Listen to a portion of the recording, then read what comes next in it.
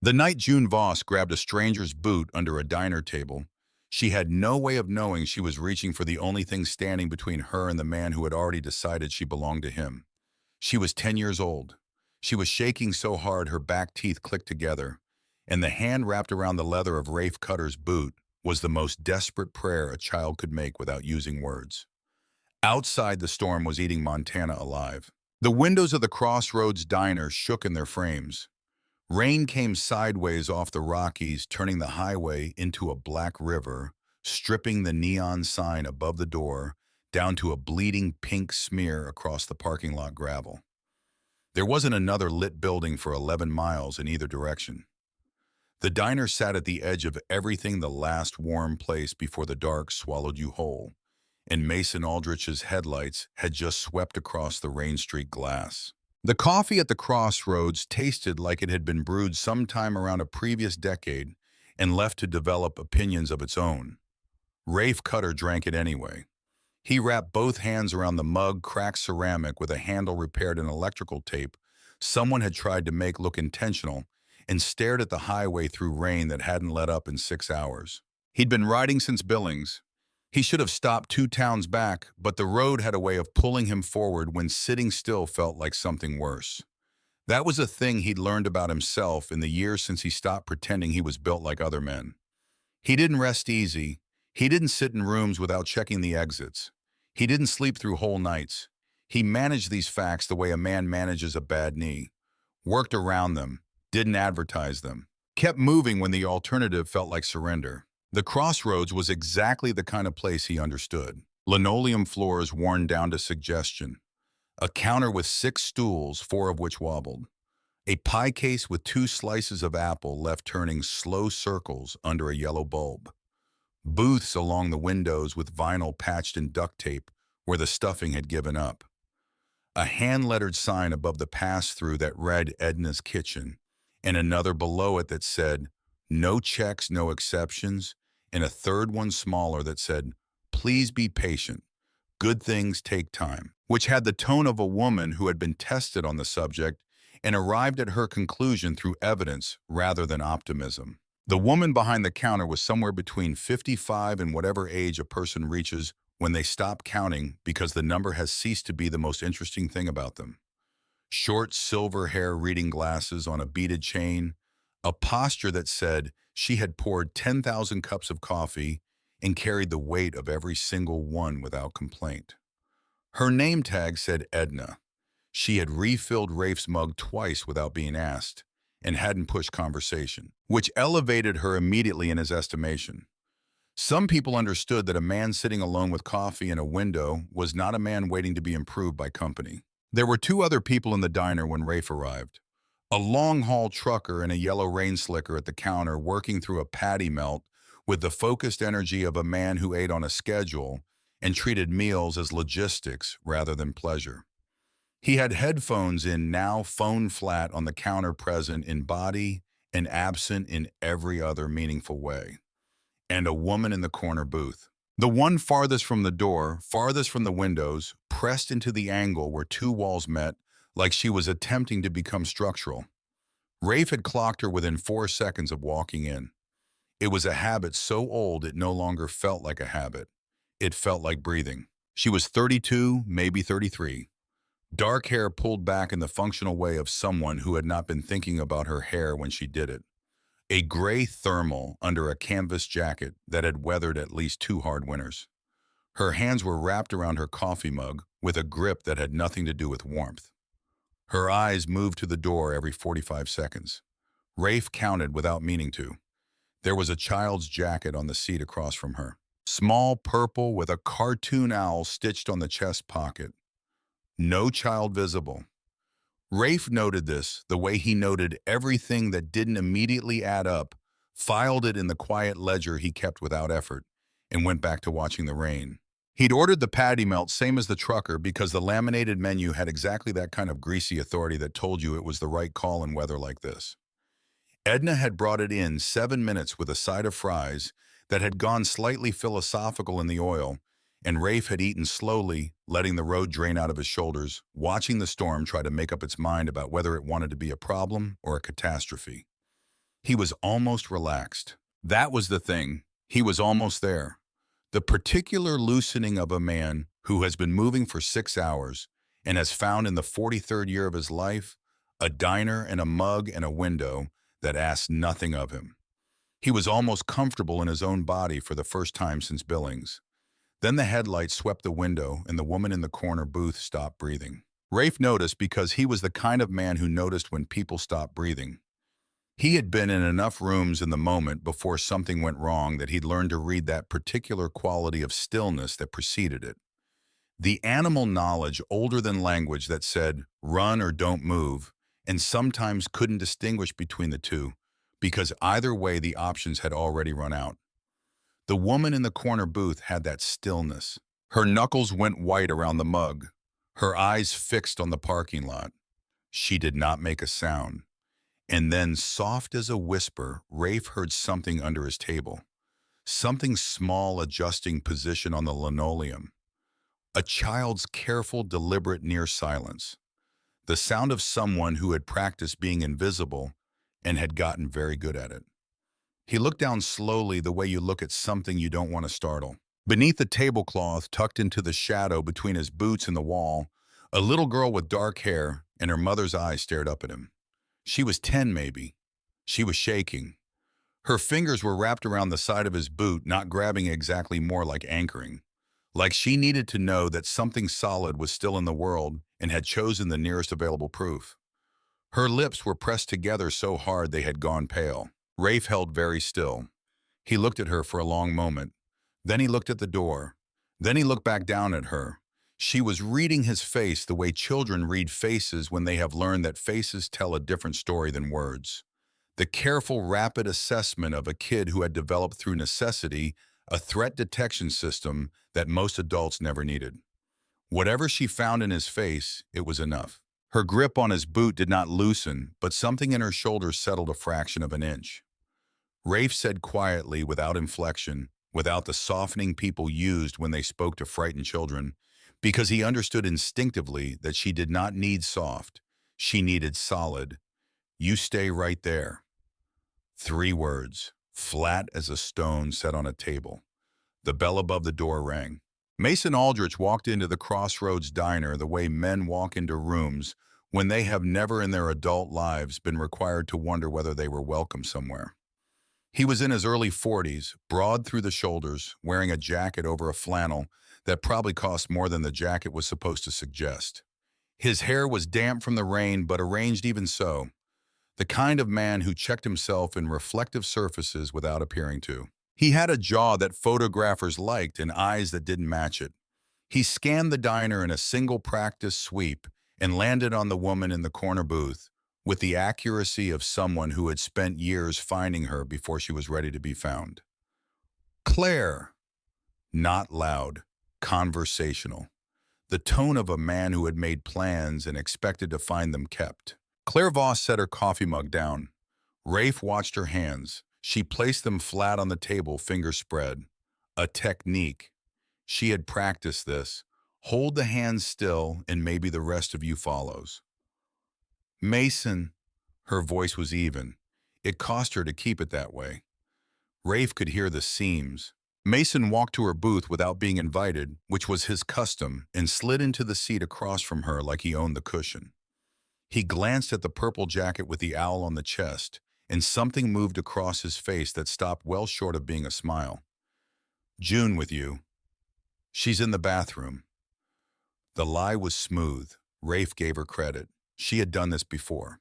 Mason glanced around the diner. His eyes moved across Rafe the way eyes move across furniture in a room you've been in before. Noting, categorizing, deciding it wasn't relevant. That happened often enough with Rafe in civilian clothes without his cut.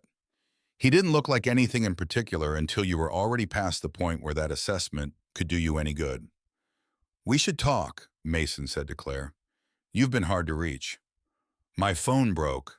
Claire. Mason. Same even tone from her. Same straining seams underneath it. Rafe turned his coffee mug in a slow rotation and watched the rain on the glass and did not look at either of them. But his right knee was 6 inches from where June's fingers were wrapped around his boot, and he could feel her trembling transmit through the leather like something conducted through wire. He had been in rooms with bad men before. He had been in rooms with dangerous men, which was sometimes the same thing and sometimes not. What he was reading off Mason Aldrich in these first 40 seconds was a variety that had nothing to do with physical capability and everything to do with certainty. The certainty of a man who had never had a door closed against him that he hadn't eventually opened. The certainty of entitlement so deep it had calcified into something that looked from the outside a lot like calm. Men like that were harder to stop than men who raged. Rage burned out. Entitlement was patient. Outside, the storm hammered the roof like it had a grievance. Edna appeared at Rafe's elbow with the coffee pot, topped him off without a word, and drifted away with the radar of a woman who had seen 1,000 bad conversations begin over a full pot of coffee and knew better than to linger near any of them. The trucker at the counter was still on his phone, headphones still in present and body only. For all practical purposes, Rafe was alone in the room with whatever was about to happen. "She needs to come home," Mason said. "She is home. You're in a diner off a highway in a storm, Claire. That's not home. That's running." "I'm not running." "What would you call it?" She didn't answer. Rafe heard what she didn't say, which was the same thing the white-knuckled hands in the 45-second door checks had been saying since he walked in. She would call it surviving. She would call it one more hour, one more mile, one more coffee mug to hold on to until the morning came. She would call it the thing she did because the alternative was something she wouldn't let herself look at directly. The child under Rafe's table had stopped shaking quite so hard. Whether that was because something was calming or because she was running out of nervous energy, he couldn't say. He shifted in his seat, reached very deliberately into his jacket pocket, and withdrew his phone. Set it on the table without looking at it. His thumb moved across the screen with the economy of a man who had sent this particular kind of message before and knew the words didn't need to be complicated. 3 words to a contact he kept under a single symbol in his phone. A small gear icon because the man who'd set up that contact had a sense of humor that ran to machinery. The 3 words were Crossroads Diner. Now. He put the phone face down on the table and picked up his coffee. Mason had leaned forward across the booth. His voice had dropped to the register that was meant to sound like intimacy and was actually a smaller cage. "I spoke with Judge Whitfield this afternoon. There's a court order, Claire. Emergency custody pending review. You removed June from her school without authorization. You've been moving her from place to place for 3 weeks. That behavior is exactly what the order describes." He paused. "You took her from her home. You can't." She stopped. Something moved across her face that Rafe recognized as the heartbreak of a woman who had tried to fight through legitimate channels and had the damage to show for it. "You're not her father. Not in any way that matters." Mason's expression didn't shift. That was the part that was supposed to be frightening. "June." He called the name not loud but deliberate, aimed at the room at the bathroom door at wherever he suspected she might be. "Sweetheart, come on out." The fingers around Rafe's boot tightened. Rafe set his coffee mug down, and for the first time since Mason had walked through the door, he turned and looked directly at the man. Mason noticed. Something in his expression recalculated briefly, then settled back into its usual architecture. "Help you," he said. "No," Rafe said. "A beat. Then this is a private conversation." "Looked public to me, being in a diner and all." Mason studied him for a moment with the expression of a man who had not expected to need to reevaluate this particular piece of furniture. "I don't know you." "That's right. Then I'd appreciate it if you'd mind your business." Rafe picked up his coffee mug, looked at it, set it down again. "Funny thing about that," he said, and nothing else. He didn't need to say anything else. There was a thing Rafe Cutter had learned in 39 years of living in a body that had absorbed more than its fair share of damage, physical, and otherwise the kind that didn't show on any x-ray, but made you move differently through the world. He had learned that a man who knew exactly how much he was capable of and had made his peace with it didn't need to perform anything. The performance was for men who were still trying to convince themselves. Actual capacity was quieter than that. It sat in a room and it breathed at a normal rate, and something in the older, wordless part of the brain of the man across from you sent up a flare you couldn't articulate and couldn't ignore. Mason Aldrich was not at his core a physical man. He was a systems man. He built structures around himself, legal, financial, social, and then operated from inside them with the confidence of someone who had never personally needed to be the most dangerous thing in the room. He had people for that. He had paperwork for that. He looked at Rafe for 4 full seconds. Then he looked away. He turned back to Claire. "I'll give you an hour," he said, and his voice had resumed its previous modulation, all patience and courtesy, the tone of a man who was choosing to leave rather than being pushed out. "Then I'm coming back with Deputy Reese, and this conversation becomes much less comfortable for everyone." He stood, buttoned his jacket with care, and walked to the door without hurrying. Because a man like Mason Aldrich always took his time walking away, so you understood it was a choice. The bell rang. The door closed. His headlights swept the window and disappeared into the rain. Claire pressed both hands over her mouth. The sound that came through them was small and controlled and absolutely wrecked. A woman swallowing a scream she'd been holding for longer than tonight. Rafe let her have 30 seconds of that. Then he looked under the table. "She's gone," he said.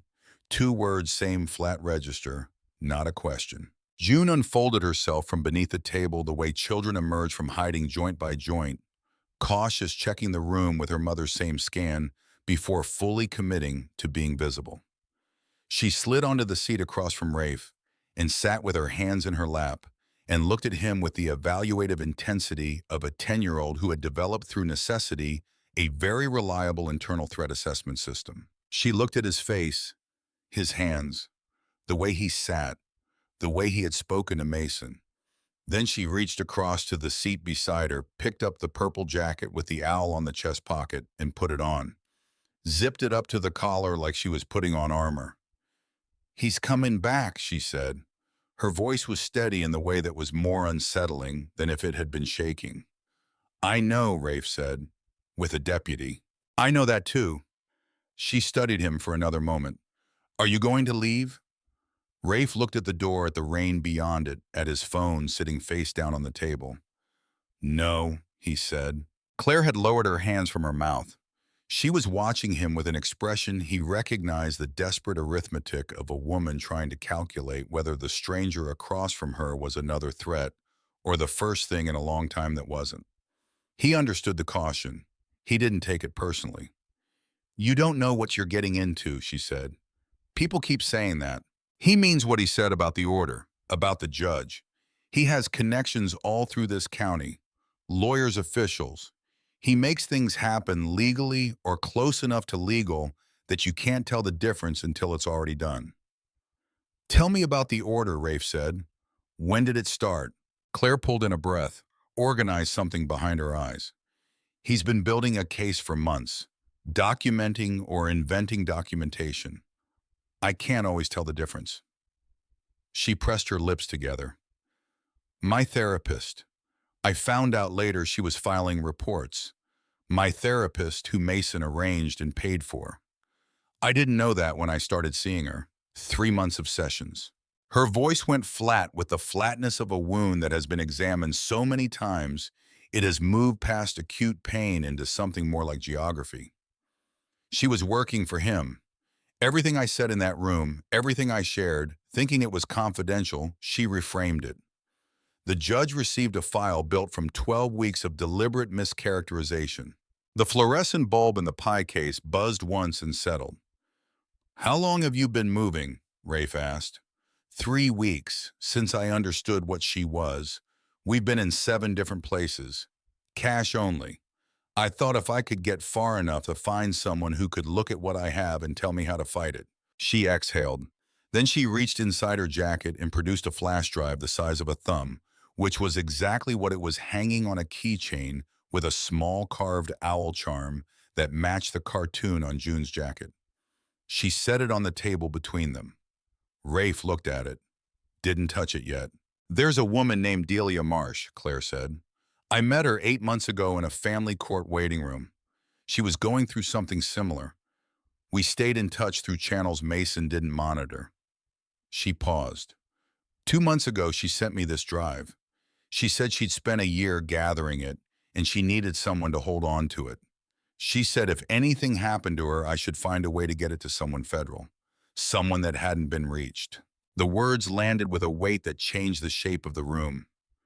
Where is she now? Rafe asked. Claire's expression answered before her voice did. She was committed 8 months ago. Involuntary. Her ex got emergency paperwork signed by a judge in this county. She spent 4 months in a facility before a relative managed to get her an attorney. She stopped. She's out now, but she won't talk. Whatever happened in that facility, she won't talk anymore. She sent me the drive, and then she stopped returning messages, and that was that. Rafe was quiet for a moment. What's on it? Some of it I've seen. Financial records, wire transfers between accounts I didn't recognize, and a holding company that looked like real estate. Case files altered. She put originals next to filed copies and highlighted the differences. Changes in wording. A signature that didn't match the judge's other signatures from the same period. She glanced at June, who was sitting with a paper placemat in front of her, folding it with careful focus. Claire lowered her voice. There's a folder I didn't open. She labeled it with one word, missing. Mausch. The storm shifted pitch against the roof. Or maybe nothing changed and the room had just gotten quieter. Rafe looked at the drive with its owl charm catching the diner light. How many cases? She said at least 11 families. Same judge, same attorney on Mason's side. A man named Thomas Whitmore. She paused. And she mentioned a third name once in the last message before she went quiet. A developer. Victor Crow. She said he was the one who started it. That the whole legal infrastructure was built around something bigger than any single custody case. The name settled into the space between them. June had finished folding her placemat. She held it up without comment. It was a motorcycle rendered in folded paper with the focus of a child who had practiced this front wheel and back wheel, distinct handlebars recognizable. She set it on the table near the flash drive and went back to looking at the door. Rafe's phone vibrated twice face down on the table. He didn't check it yet. He already knew what it was.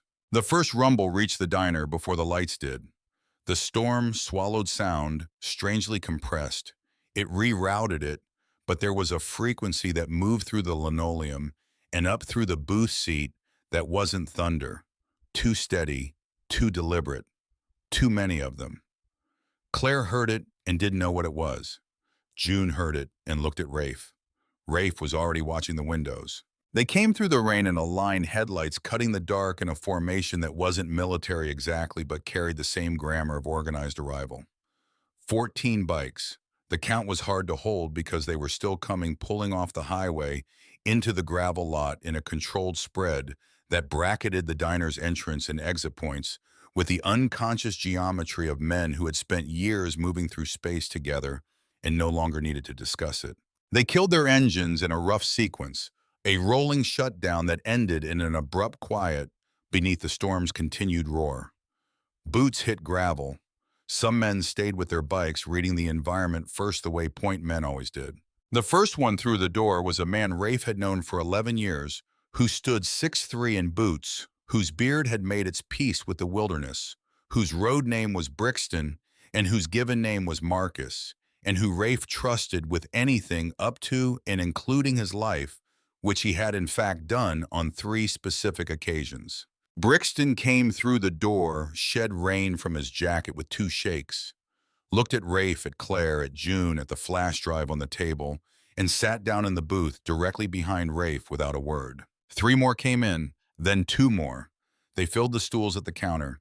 They took the empty booths. They ordered coffee from Edna, who materialized with the pot in a steady hand and the expression of a woman who had seen harder things than 14 bikers in the rain and intended to get through this one the same way she'd gotten through those. The room transformed. Not loudly, not with any theater.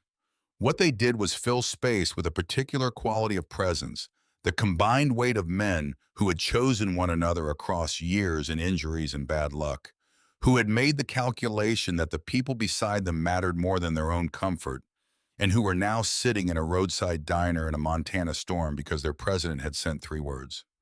Claire was staring. Rafe watched her process it, watched her threat assessment run its calculations and return an unusual result. These men were large and marked by their years and loud in the way that had nothing to do with volume. Their cuts bore the Iron Veils patch. Nothing that appeared on any law enforcement watch list. Nothing that had ever needed to. Because Rafe had spent 6 years building something that operated in the space the law didn't quite reach and didn't particularly want to, as long as the wrong things kept not happening. But they weren't threatening her. That was what the calculation kept returning to. They came in, sat down, ordered coffee, and the few who looked at her did so the way you look at something you've been asked to protect. Brief, professional, moving on.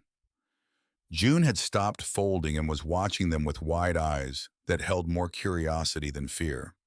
Her head moved slowly as she tracked them settling into the room. "Are those your friends?" she asked Rafe. "Yes." "Did you call them?" "Yes." She considered this with the gravity of someone taking new information seriously. "Because of Mason." Rafe looked at her. "Because you needed them here." June looked around the room at the men occupying it, their patches and their boots, and the way they held their coffee mugs with hands that had built things and broken things, and apparently also ridden through blizzards when 3 words arrived in the dark. She appeared to be running some internal recalibration. Then she picked up her paper motorcycle and straightened one of the wheels and set it back down. Claire had found her voice. "This doesn't change the legal document," she said. "He's going to come back with a deputy and a court order. Your friend sitting here drinking coffee doesn't change what a piece of paper says." "Tell me about the deputy," Rafe said. "Reese, you know him." "I've seen him. He was at the house once early on before I understood how things worked. Mason called him, and he came, and the way they talked, they knew each other. Not officially, actually knew each other." Rafe looked at the clock on the wall behind the counter, an old round piece with a faded brand logo at its edge. 43 minutes since Mason had walked out. He reached for his phone. Not a text this time. A different channel encrypted by a man in the club who had done 3 years of cybersecurity work for a firm in Seattle before deciding corporate America had nothing to offer him that the road didn't give better. He typed a name. Victor Crow, Garfield County, Montana. Everything you can find. Then he put the phone down and looked at June, who was folding a second placemat, now something more complex than the first. "She should try to rest," he said to Claire. Low enough that it was meant for Claire, not for June. June, without looking up. "I can hear you." Rafe looked at her. "I'm not tired," she said. Then after a moment, "I won't be able to sleep anyway." "I know." She glanced up at him briefly, then back at her folding. "You don't seem scared." "I'm not." "Why not?" Rafe thought about this the way he thought about most real questions, without performing the thinking. "Because I've been in harder rooms than this one," he said, "and I've got 14 people behind me who have too." June absorbed this. She held up what she'd made. It was a bird this time, wings extended mid-construction, not yet finished. She examined it critically, adjusted a fold, and set it back down. The bell above the door rang. Deputy Cal Reese was 43 years old, former military by the way he held himself softer now, in ways that suggested he'd stopped training some years back. He had a face that had been told it was trustworthy often enough that the information had become structural. Yellow rain poncho over his uniform, a folder under his arm, the practiced air of a man who expected obstacles to dissolve ahead of him. Mason Aldrich was 2 paces behind him, dressed for it now, something heavier over the Carhartt. There was a satisfaction in his jaw that hadn't been there 40 minutes ago.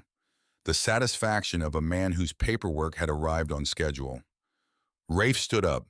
He buttoned one button on his jacket. Not all of them, just the one. And he walked to the door. He pushed through it and stood on the covered step in the rain. Just stood there. The 3 of them in a triangle, the storm coming down around them, the neon painting everything in the vague pink of a world where the power might go out at any moment. Reese stopped. Mason stopped. "Sir," Reese said, "we need you to step aside. We're here on official business." "What's the document?" Rafe said. "I'm not required to." "Emergency custody order. That's what he said you were bringing." Rafe kept his voice level, informational. "I'm asking what court it's from, what judge signed it, and what the case number is, so someone can pull the original filing and confirm it exists." Reese blinked, recalibrated. "That's not your—" "You're right," Rafe said pleasantly. "It's not. But I've got a woman inside who's been dealing with documents that turned out to be something other than what they appeared to be. I'd feel a lot better about this whole situation if we took a moment to verify the paperwork before anyone did anything that couldn't be undone." Mason stepped forward. "This is obstruction. He's standing in the—" "I'm standing on a step," Rafe said to Mason specifically. "Not loud, not unfriendly, just accurate." Behind Rafe, through the glass of the diner door, he could feel the weight of 14 men who were watching and waiting and would continue to do exactly that until he told them otherwise. Reese's eyes moved to the window. He had seen them in there, the patches on their cuts visible even through rain-streaked glass. Something shifted in his posture, almost imperceptible, but Rafe caught it. The deputy had been expecting an empty diner and a frightened woman and a clear path. What he'd found instead was something he hadn't been given a script for. Reese opened the folder, looked down at what was inside. Rafe watched his face, not the folder. The face. And in the deputy's face, for just a fraction of a second, Rafe saw something that had no business being there if this document was legitimate. The expression of a man reviewing something under pressure and finding that the scrutiny was revealing a gap between what the paper said and what the paper was. It was there and gone in a beat. Reese straightened. "We're going to need the woman and the child to come out. She has the right to have counsel present before responding to any court order," Rafe said. "You know that. It's an emergency order, time sensitive. Then she has even more reason to verify it's legitimate before complying." Rafe tilted his head slightly. "That's the law." A pause. "You know that too." Another moment, the rain falling between them, the highway moaning in the dark. And then Reese said something Rafe had not expected. He said it quietly, barely audible over the rain. Not to Rafe, but as if to himself or to the folder, or to something he was working out in real time. "The case number," he said. He looked at the document again. Then he looked at Mason. What was in his face now was not the expression of a man executing an arrangement he understood. It was the expression of a man who was beginning to suspect that the arrangement he'd agreed to was not the full shape of what he was standing inside. Mason's jaw had tightened. Reese folded the folder closed, tucked it back under his arm. "Mr. Aldrich," he said, and his voice had acquired a new note, something careful, something that sounded less like authority and more like a man buying himself time to think. "Wait in the truck." "Reese, we had a—" "Wait in the truck." Mason stared at him for 3 full seconds. Then he turned and walked back toward his vehicle. Each step was controlled in the way that was holding something underneath it at significant pressure. Reese turned back to Rafe. "I need to make a call." "That's fine," Rafe said. "There's coffee inside if you want it."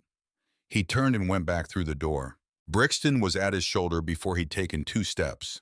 Nothing said because nothing needed to be said.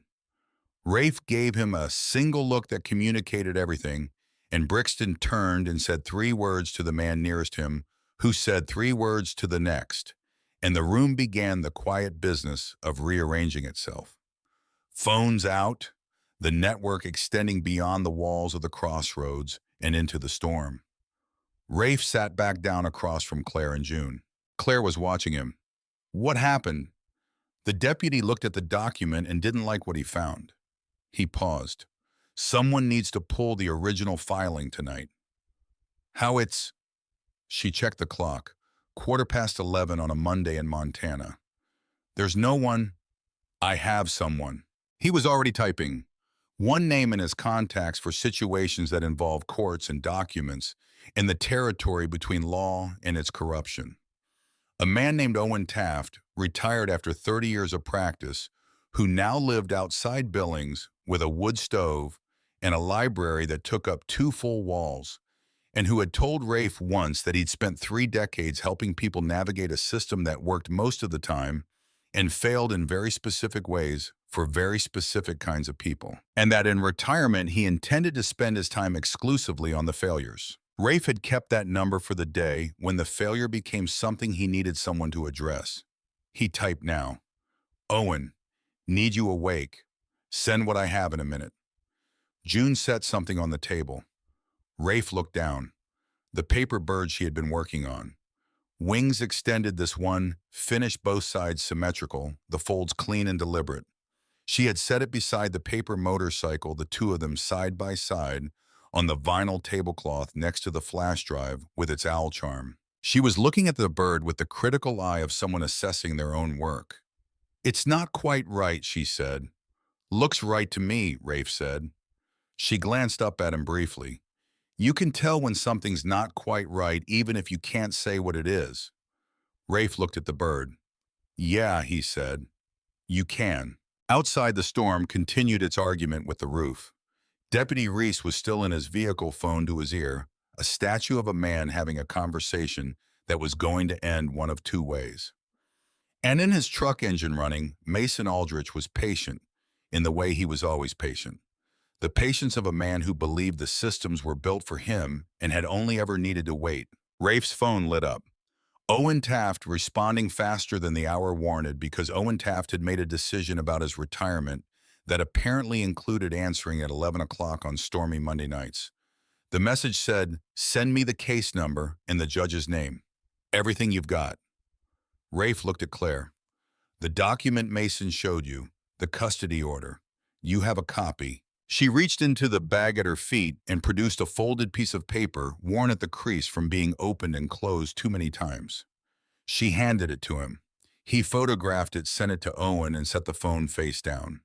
Then he looked at the clock. 47 minutes until Mason had said he'd be back. Deputy Reese outside making a call that could go 2 ways. A flash drive on the table next to 2 paper constructions made by a 10-year-old who had been hiding under tables and folding placemats and watching the room with her mother's eyes and asking questions that cut straight to the thing without decoration. And outside at the far edge of the lot, a set of headlights that had been there since before the Iron Veils arrived and had not moved, and whose engine was still running in the dark beyond where the neon reached. Brixton appeared at Rafe's shoulder, voice low. "That sedan at the far end," he said. "Reaper tracked it on the highway. It's been on us for 20 miles. Rafe looked at the window at the dark beyond it, at the shape of the vehicle barely visible through rain and distance. "Plates," he said, "running them now." Rafe looked at the vehicle, at Reese's cruiser, at Mason's truck, at the storm making it hard to see where anything ended and the next thing began.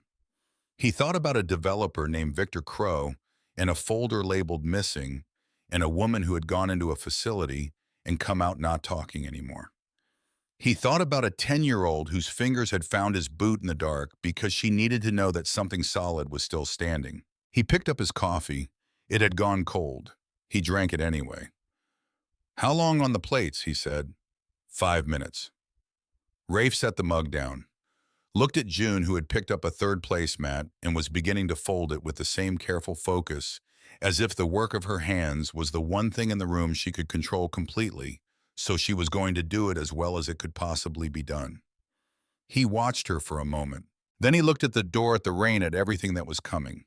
The plates came back in 4 minutes.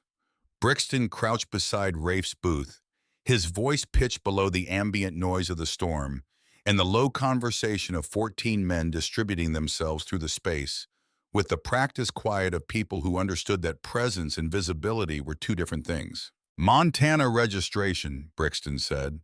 "Vehicle belongs to a holding company, registered in Cascade County. Name is Harlan Property Development, LLC. Rafe looked at the window, at the shape in the far end of the lot that had not moved. "Cross it against Crow. Decker's already on it. Rafe nodded once.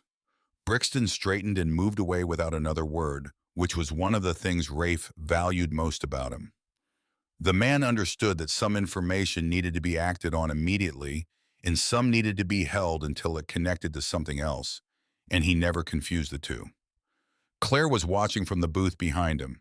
She had heard enough. "Harlan," she said quietly. "Mason mentioned that name once. A development project.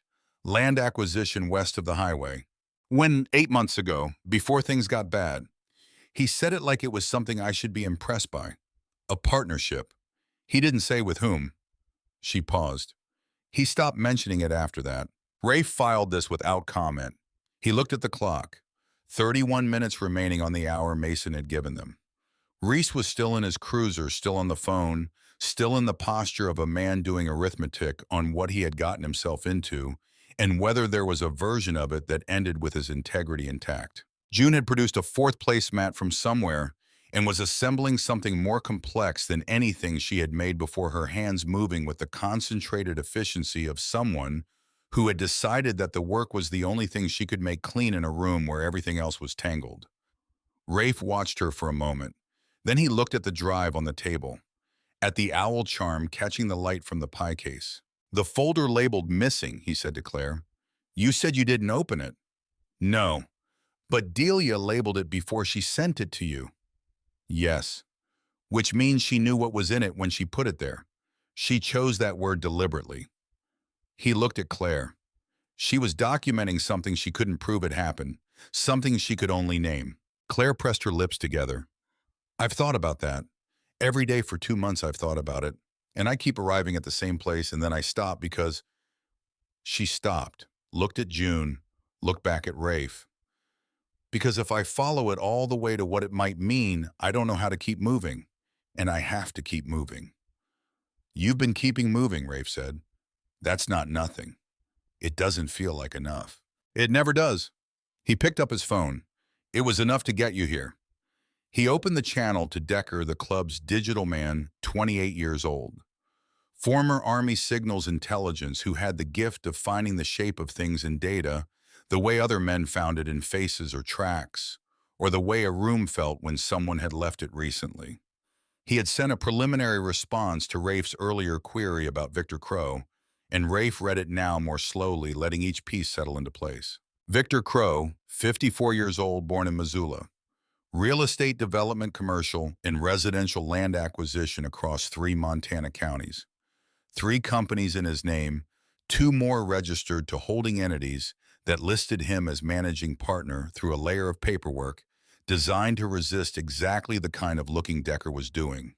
Net worth estimated but not confirmed. The public-facing financials and the money moving through the holding accounts didn't reconcile in ways that standard business accounting explained. The gap was large. The gap was regular. The gap had the rhythm of something structural rather than incidental. The last line said, "Third holding company has 2 additional board members. Running names now. Stand by."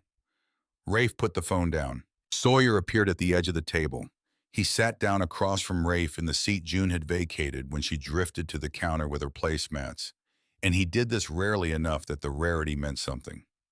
Sawyer was 44, 8 years with Iron Veils, and before that 6 years in a private security firm that had operated in the space between government contract work and the kind of work governments officially didn't acknowledge. He had left that firm and spent a year not talking about why.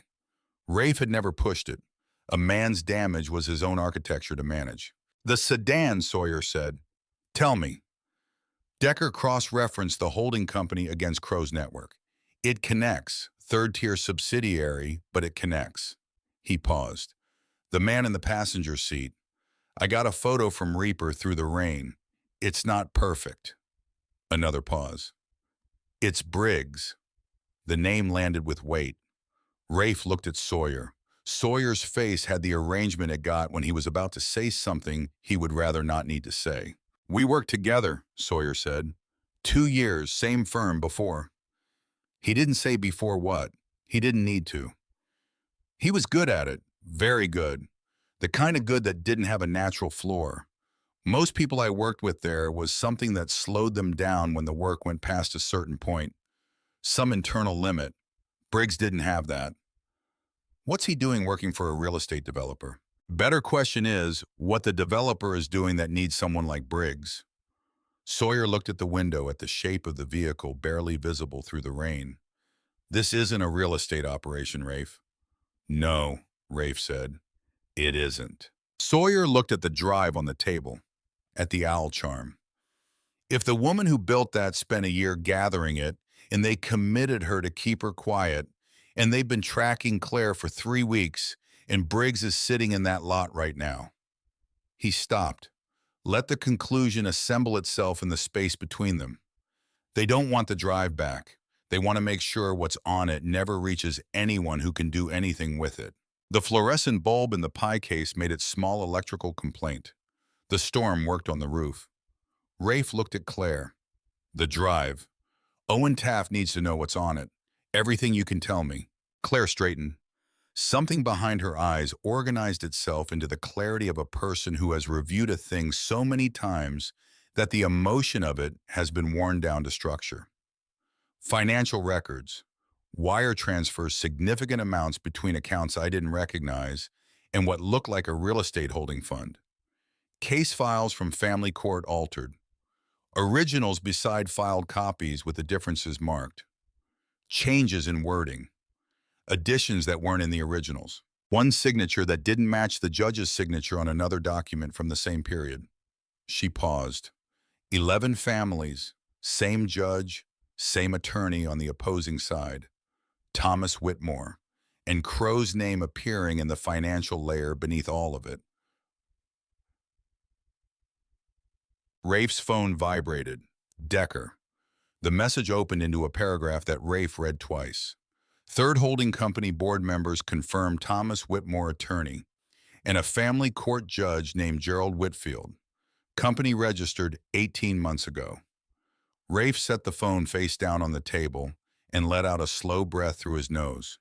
He kept his face in the neutrality that cost him nothing from the outside and was doing significant work on the inside. What is it? Claire asked. Whitmore and the judge, the attorney on Mason's side and the judge who signed your custody paperwork.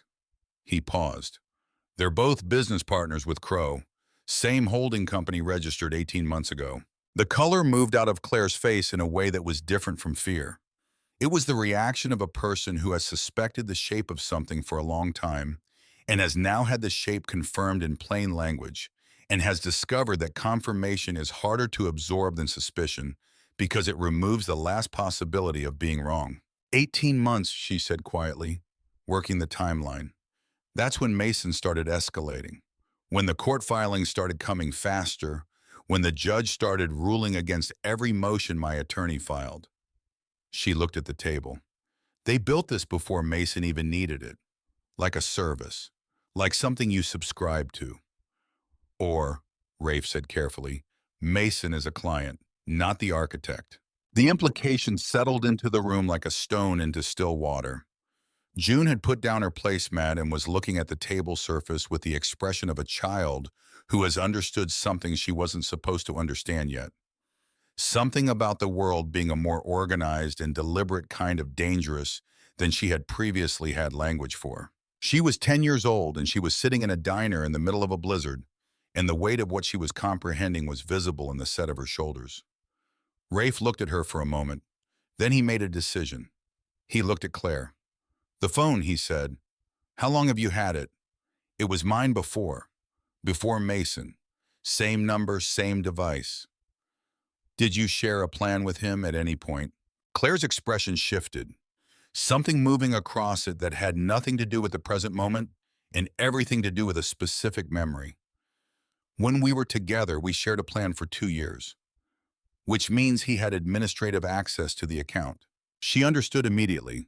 He could see it happen. The color that had already gone from her face took on a different quality, the pallor of a person who is retrospectively understanding something that changes the meaning of everything that came before it. He's known where I was, she said, the whole time. Probably. Every place we stopped, She looked at the phone in her hand the way you look at something you've been holding close for months that has just revealed itself to be something else entirely.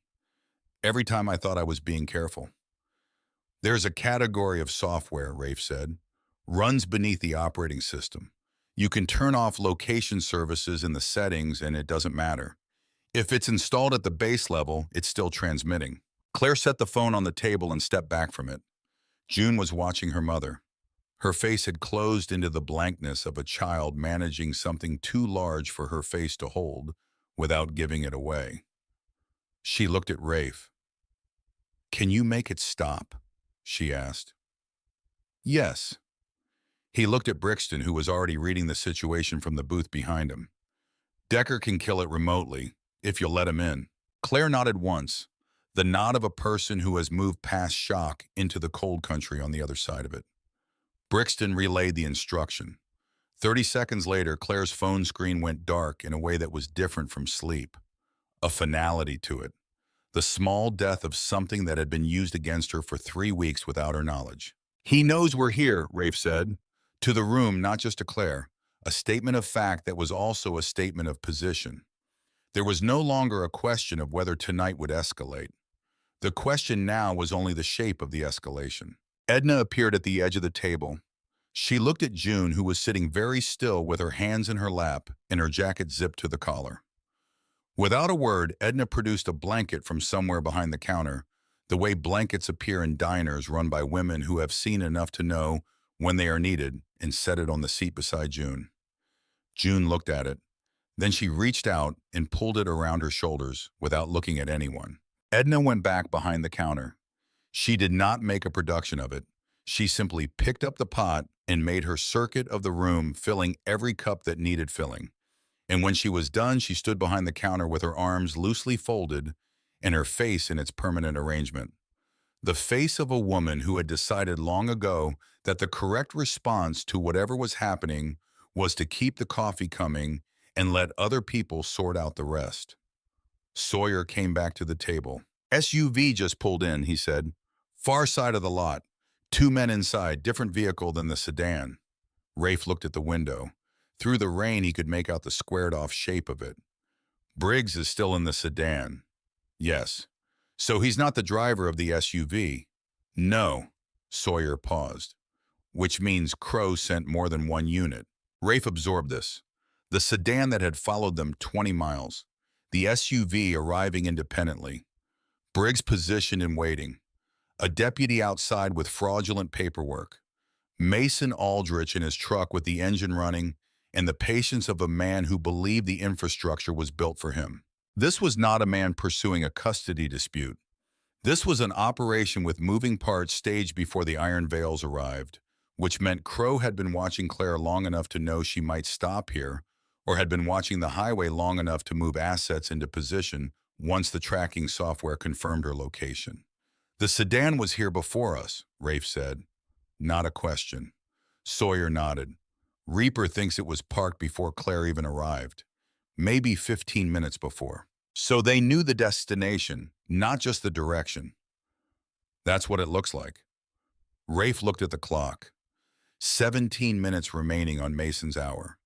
He looked at the drive on the table at June under her blanket, with her careful eyes at Claire sitting with her hands flat and her face in the expression of a woman who has run out of the forward motion that was keeping the fear managed and is now operating on something closer to bone.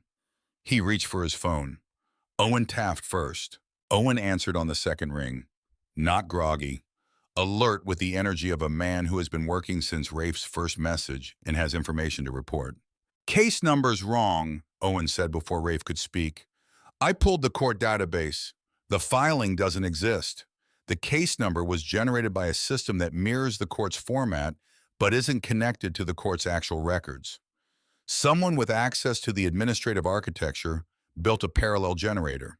It produces legitimate-looking numbers that don't correspond to real cases." A pause. "I found 2 other orders in the past 18 months with the same generation signature. Both family court, both emergency custody. There are at least 11 cases," Rafe said. "Possibly more." Silence for 2 seconds. "Say that again," Rafe told him. Crow Whitmore Whitfield, the holding company, the pattern Delia Marsh had spent a year documenting, the folder labeled missing. He talked for 4 minutes without stopping, and Owen listened without interrupting, which was the sign of a man who understood that the time for questions came after and not during. When Rafe finished, Owen said, "I'm going to make 2 calls. The first is to a federal prosecutor I worked with 12 years ago, who now handles organized crime out of the Helena field office. The second is to a journalist at a Missoula paper who has been looking at land acquisition irregularities in eastern Montana for 8 months. The journalist is not for tonight. The journalist is for tomorrow after the federal contact, as a parallel track in case anyone attempts to suppress the federal process." How long for the first call? 30 minutes to reach her. Another 30 for her to decide what she can do with what I'm giving her. Best case, someone is in motion by 4 in the morning. We may not have until 4. I know I'm moving as fast as this moves, Rafe. Get me anything else you find. Rafe put the phone down. The door to the diner opened. Not the front door, the kitchen door. The one that led to the back of the building and the gravel alley behind it, and the maintenance road that ran parallel to the highway a quarter-mile south. It opened and a man came through it who was not one of Rafe's people, not one of Edna's staff, not a cook or a delivery driver. A man in a rain-soaked jacket with mud on his boots and the expression of someone who has been not making a decision for a very long time and has chosen this exact moment because he has finally run out of reasons not to. He was mid-50s, soft in the way of someone who had been fit once and had let it redistribute without much concern. Glasses fogged from the cold gray at the temples. He looked at Rafe the way people look at the person they have been told to find not searching already certain. "You're Iron Veils," he said.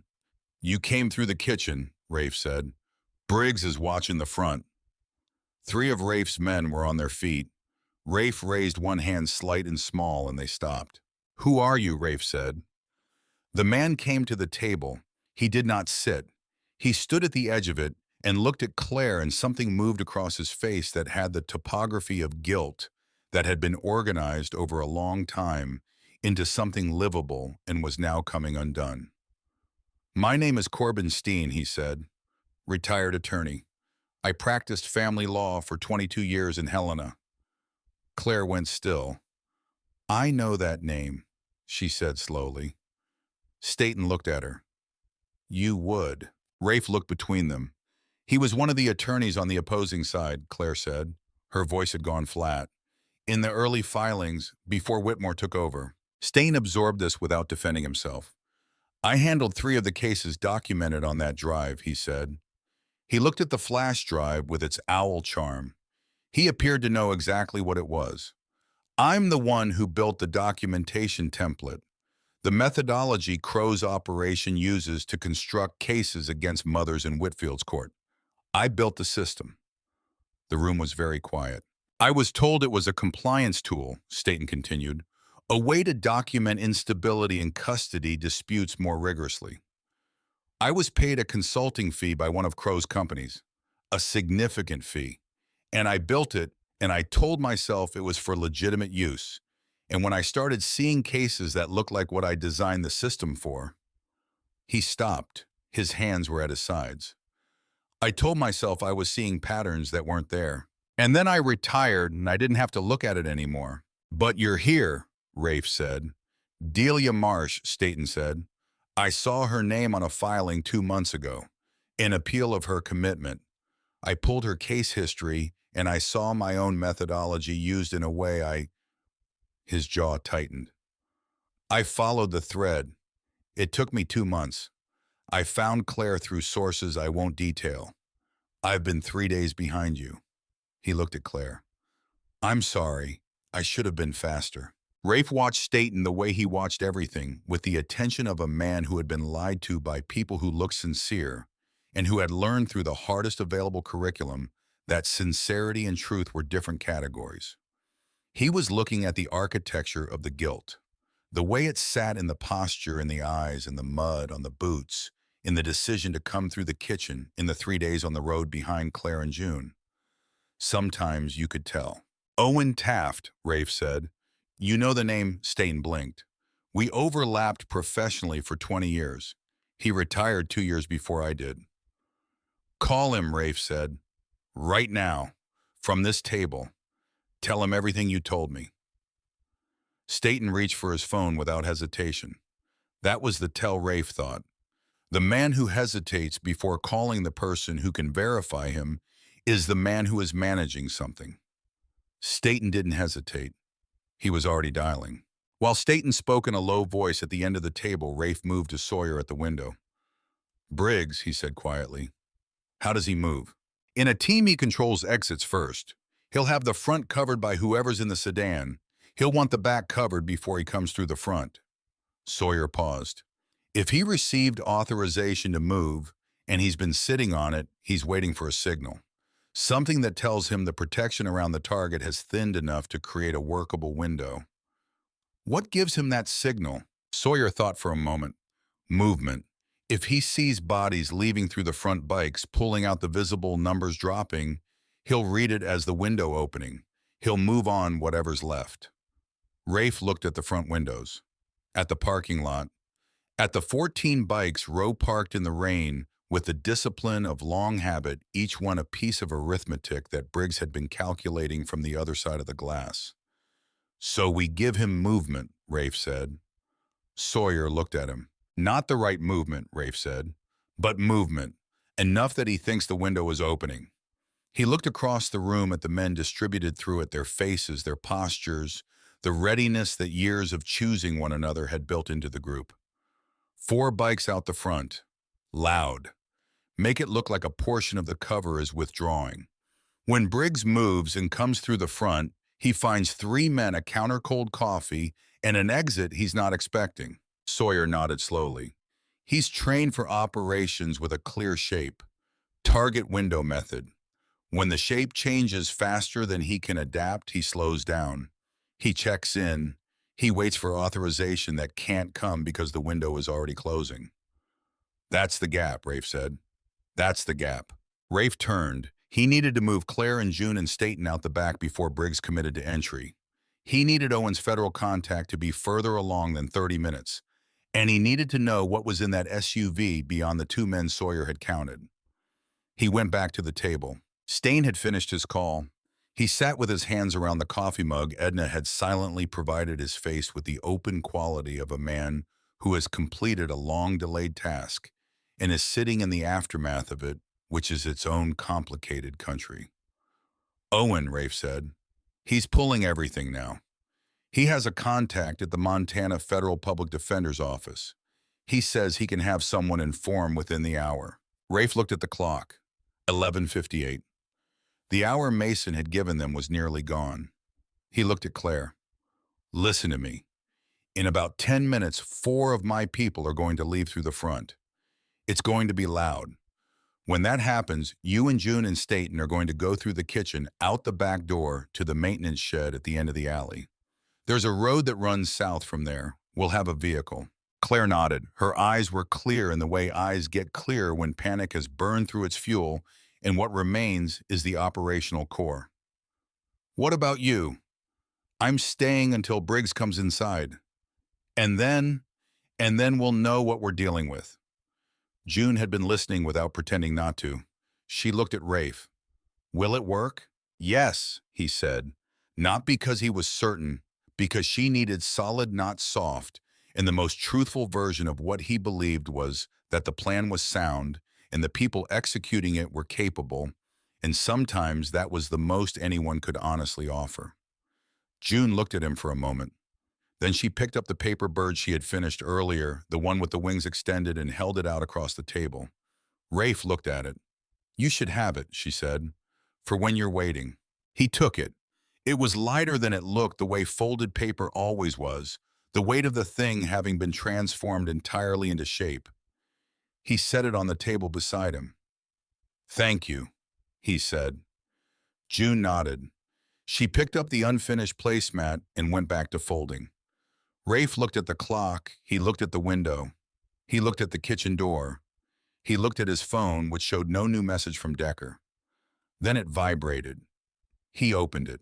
Third Holding Company, cross-referenced against Harlan Property Development, LLC, Indirect connection confirmed through a subsidiary registered in Cascade County. And then the next line, property records show Harlan is the registered owner of an industrial site 6 miles west of the Crossroads location. Former livestock operation. Current status development pending, 6 miles west. Rafe held that information for a moment, filed it where things went when they weren't yet connected to anything else but needed to be available when they were. Brixton came to the table. His voice was barely above the ambient level of the storm.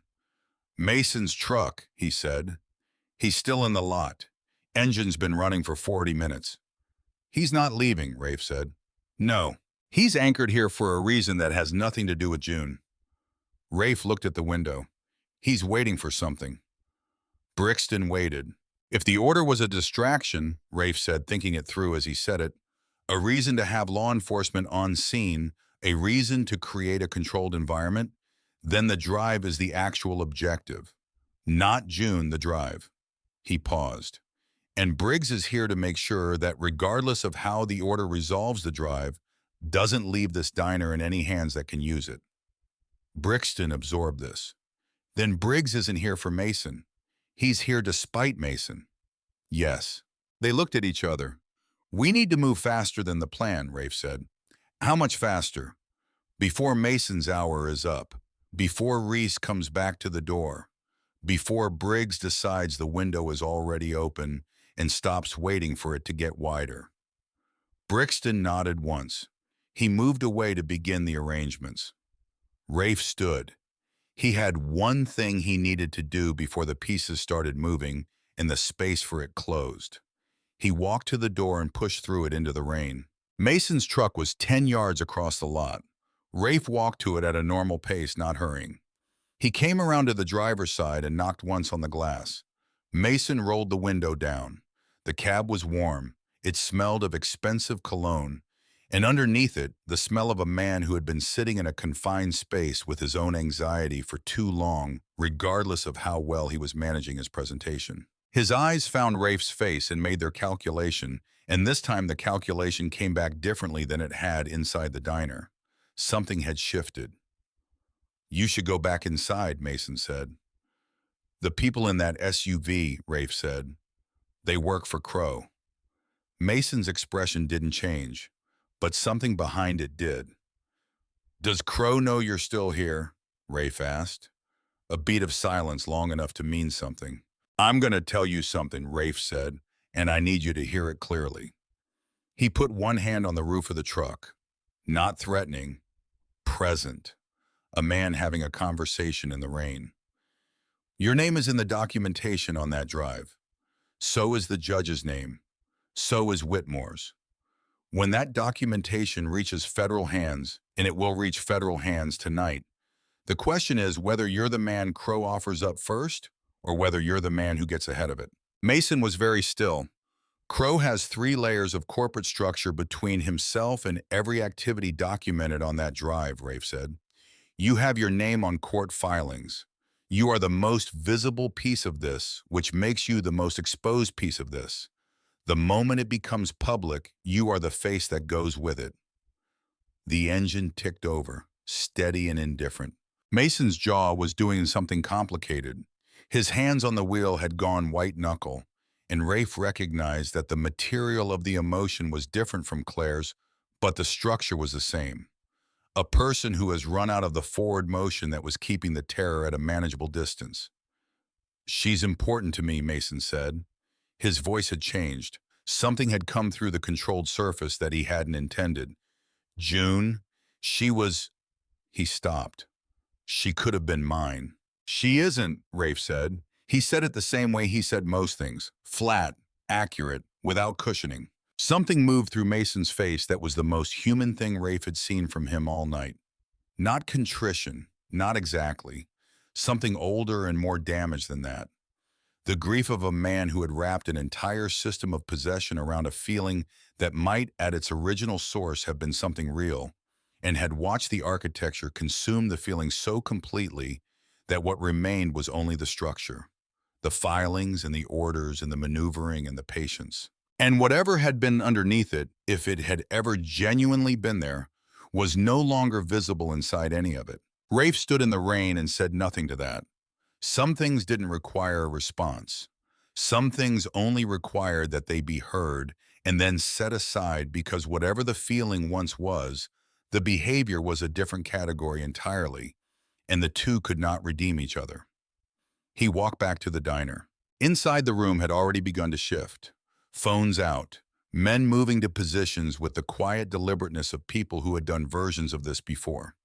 Brixton at the front, coordinating the four who would take their bikes out in 2 minutes. Sawyer at the window watching the lot.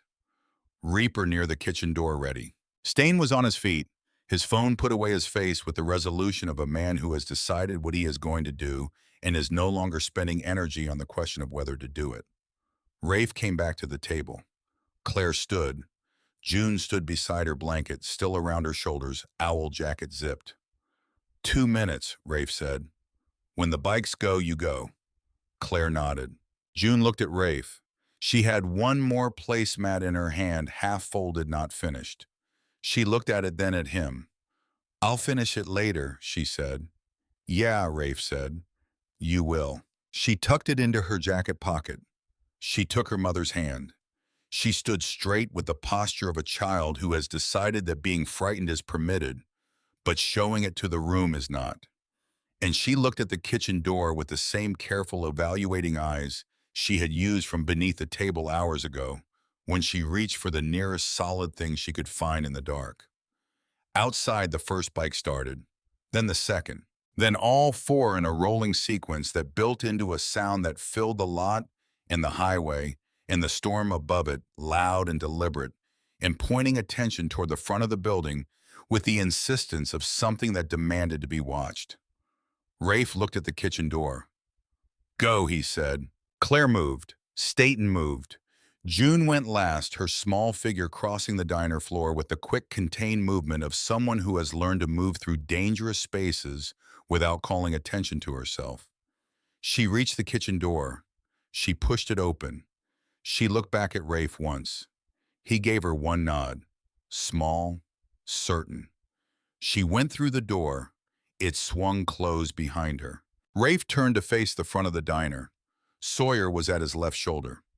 Two other men arranged themselves with the unconscious geometry of people who understood space and angles, and what it meant when a man like Briggs finally decided his window was open. Outside, the four bikes were already on the highway, their sound diminishing east into the storm. The parking lot was quieter now, visibly reduced. 10 bikes instead of 14, and the ones remaining were parked close to the building, harder to count in the rain and the dark. Rafe watched the front window. He waited. The SUV moved first, rolling forward slowly, repositioning to cover the angle the departing bikes had opened on the east side of the lot. And then the front door of the diner opened. Briggs was larger than Rafe had expected, which was itself information, because Sawyer did not underestimate men physically. He wore tactical clothing designed to read as civilian, which it almost did, except for the cut and configuration of a man who understood load-bearing. He came through the door with his hand already positioned for a decision he hadn't yet made about what his hand should be doing. And he stopped when he found Rafe standing 6 feet away in the middle of the diner floor with nothing in his hands. He looked at the emptied booths, the counter where Edna stood with her coffee pot, and her expression of absolute implacable normalcy, as if this were simply another Monday night, and the only unusual thing about it was that the pie case was down to 1 slice instead of 2. He looked at Rafe. Where is she? Briggs said. Gone, Rafe said. The drive. Gone. Briggs ran his calculation. Rafe could see it. The rapid assessment, the check for the elements of his operational shape, the discovery that the shape had been altered faster than he had planned for. His hand moved slightly. Sawyer moved slightly. A conversation in the language of men who understood what those movements meant. You don't know what you've walked into, Briggs said. I know what was in your directive, Rafe said. Something changed into Briggs' face. Fast, then managed. The shift of a man discovering the operation has a hole he didn't know existed. The operation is compromised, Rafe said. The documentation is in 3 locations and moving toward federal hands right now. The woman and the child are gone. Whatever Crow told you this was, it's past that now. He kept his voice level direct without theater. You're standing in a diner in Montana at midnight with no target and no cover and a directive you received in writing. That's not a good position when federal investigators start asking questions about tonight. Briggs was very still. The question you need to ask yourself, Rafe said, is whether the arrangement you have with Crow is worth more than the arrangement you could have with the people who are going to process all of this by Wednesday morning. He paused. Crow has 3 corporate layers between himself and what's on that drive. You have one, yourself. Briggs looked at Rafe, he looked at Sawyer, he looked at the empty diner, the counter, the door that led to the kitchen that led to the alley that led to wherever the woman and the child had gone. He stood there for a long moment, then he walked out. Rafe stood in the middle of the Crossroads diner and listened to the SUV pull out of the lot and disappear into the rain. He heard Mason's truck pull out 30 seconds later without being told to go and without anyone stopping him. Sawyer let out a slow breath. That was thin. Yes, Rafe said. He's going to Crow. Yes. Which means Crow knows the operation is compromised before morning, which means we have less time than we had an hour ago. Rafe picked up his phone. 3 messages from Brixton unread. He read them quickly. The last one was 2 words back clear, which meant the alley had been clear when Brixton's man checked it 4 minutes ago. He looked at the timestamp. 4 minutes. He looked at the kitchen door. Something was wrong. He was at the kitchen door in 3 steps. Through it in one motion. Through the kitchen with its cold stainless and its smell of grease and old coffee grounds, and out the back door and into the alley where the rain came straight down. Now the wind having finally exhausted itself. The alley was lit by the diner's backlight, a single yellow bulb above the door that turned the rain into something that looked almost gentle. The maintenance shed was visible at the far end. Its door was open. The vehicle that should have been inside it was there. A dark truck engine, cold keys in the ignition. And on the ground beside the rear wheel, small and purple, and very still in the rain, was a jacket with a cartoon owl stitched on the chest pocket. Rafe was off the step and across the alley before the door had finished swinging shut behind him. He covered the distance in seconds and crouched beside the jacket. Not torn, not bloodied. Set down deliberately. Left as a marker. He stood and looked at the mud around the vehicle. Multiple tire tracks heavy pressing in from the north side of the alley where there should have been nothing but the farm road in the dark. A second team.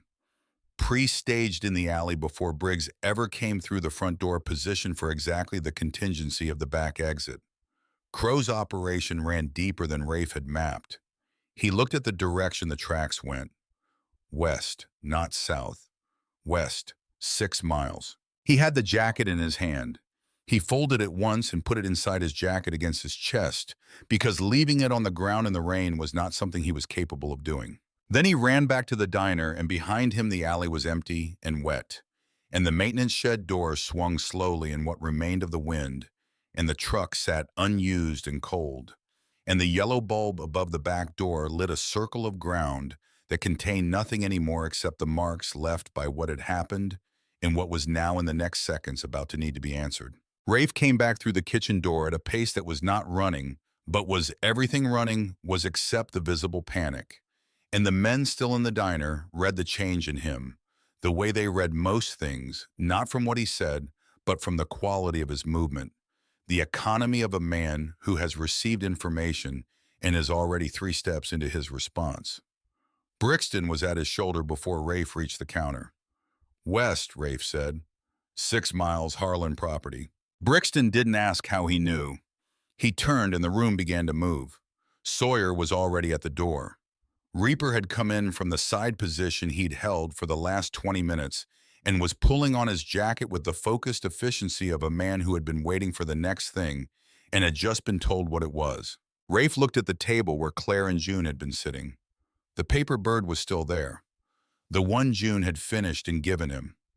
He picked it up and put it in his jacket pocket with the same care he had put the owl jacket against his chest. Then he stopped, because the kitchen door opened again. Not Brixton returning, not Reaper, not anyone Rafe had sent. A man came through it with rain on his jacket and mud on his boots, and he moved the way Rafe remembered slightly forward in the shoulders. The walk of someone who had organized his body around the expectation of resistance as a default posture. And his face had 6 years on it that hadn't been there before but was still the same face, the same jaw, the same eyes that were their mother's eyes, which were also Rafe's eyes. Rafe stopped moving. The room had noticed. Brixton had turned. Sawyer had turned. They were reading Rafe's face and finding something there that none of them had a reference point for because they had never seen it before. Rafe stood and looked at his dead brother for 6 seconds. 6 seconds is a long time when nothing else is happening. When the storm is working on the roof and the pie case bulb is making its small complaint and the men in the room are holding their positions because their president has gone somewhere behind his eyes that none of them can follow, and the only correct response is to wait. Then Rafe said, "Sit down." 2 words, the same flat register he had used with June at the beginning of the night, the same quality of a stone placed on a surface. Not anger, not grief, not the complicated architecture of 6 years of carrying a closed casket in his chest, just the words that needed to be said so that the next words could follow. Dean Cutter sat down. He was 34 years old and thinner than he had been, and the 6 years showed in his face in ways that were not reducible to age alone. There were marks left by kinds of living that Rafe had learned to read on other men and was now reading on his brother with the sick precision of recognition. He sat across from Rafe and put his hands flat on the table. The gesture was identical to Claire's from hours ago. Rafe noticed this with the part of him that noticed everything and filed it in the same place where he kept the rest of tonight, which was becoming a very full place. "I know what you're going to say," Dean said. "No," Rafe said. "You don't." Dean looked at him. "You think I'm going to say you should have come to me."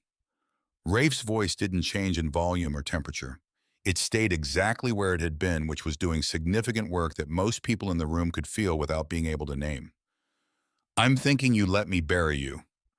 The word buried landed in the space between them and stayed there. "I sat beside a box with your name on it." Rafe said it the same way he said everything tonight. Flat, accurate, without the softening that would have made it easier on either of them, because easier was not the same as true, and he had never had much use for the difference between them. "Mom," he stopped. One word. Closed the door on the rest of the sentence. Breathed once through his nose. "You have a reason. It had better be the right size." Dean's hands pressed harder on the table. He looked at them. "They threatened you," he said. "When I first understood what I was inside of, when I saw the full scope of it, I tried to get out clean. Just walk away. And Crow sent someone to explain what would happen to Iron Veils if I did. Not to me, to you, to the club." He paused. "They had documentation, fabricated but convincing. Federal trafficking charges against you and 6 other members, a judge ready to sign, a federal contact they owned." He looked up.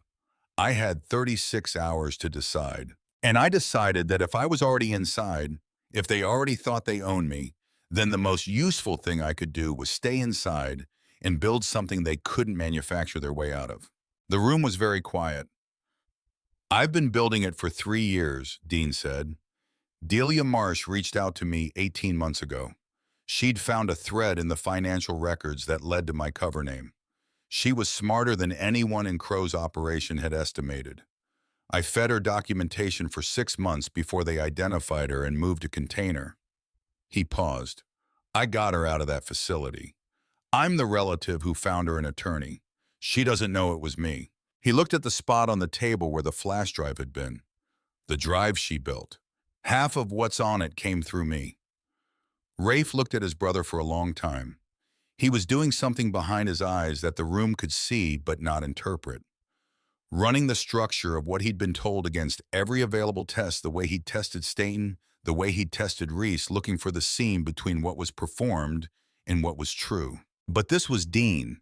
He had known Dean for 34 years, had taught him to ride, had picked him up from a parking lot outside a bar in Butte when Dean was 22 and making the kind of bad decisions that led, if you were lucky, to better decisions later.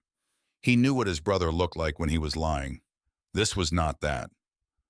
The two women, Rafe said, the ones who didn't come out of the Cascade facility. Dean's face went somewhere that Rafe didn't follow. A place that had been visited enough times that the path to it was worn smooth, which was a terrible thing to witness on your brother's face. I have their names, Dean said. I have documentation of their transfers, the dates, the falsified death records. One listed as natural causes, one as suicide. I have the names of the staff who signed the paperwork. I have copies of security footage pulled from the system before it was purged. Both women alive and responsive in the days listed as their date of death. From the booth where Claire had settled, she made a sound. Small and voluntary, the sound of a body that has reached the limit of what it can absorb without reaction. She pressed both hands over her mouth. She was thinking Rafe could see it, the rapid, terrible arithmetic of what she had been carrying on that drive for 2 months, what Delia had gathered, what the folder labeled missing contained. And Rafe, looking at his brother's face, understood that the folder was not a question. It was an answer. An answer that Delia Marsh had gathered at significant personal cost and had labeled with the only word that was accurate and that did not require any elaboration from anyone who looked at it. What's on the drive isn't everything, Dean said. What I've been building for 3 years, I have it secured in 3 separate locations. Different formats, different physical locations. If we can get it to federal hands before Crow's press conference locks down the infrastructure. Where, Rafe said. Billings, Missoula, and one digital and encrypted partition on a server that your technical man would recognize the architecture of because the man who built it trained at the same firm your technical man trained at. He looked at Rafe steadily. I planned for the possibility that I wouldn't survive tonight. A year ago. Everything I've built is accessible without me if you have the addresses and the access codes. Rafe absorbed this. Why now, he said. Why tonight? Because Briggs has orders that supersede the original plan. Dean's voice had changed. The controlled recitation had dropped away, and something more immediate was underneath it. I intercepted a communication 2 hours ago. Crow issued a secondary directive at 11:40. The drive and the woman carrying it, and anyone who can testify to the contents of the operation. He stopped. His eyes went briefly to where Claire was sitting, then back to Rafe. The directive wasn't to recover and contain, it was to eliminate. The word landed in the room with a weight that reorganized everything it touched. Sawyer had moved away from the window. He was at the edge of the table now, and his face had the arrangement of a man who had operated in spaces where that word had operational meaning and was now applying that experience to the current geometry of the room. Briggs doesn't make that call unilaterally, Dean said, but he received it at 11:40. I was copied through a back channel I've maintained for 2 years. It's authenticated. It's Crow's encryption, Crow's verification. He reached inside his jacket and produced a phone, set it on the table.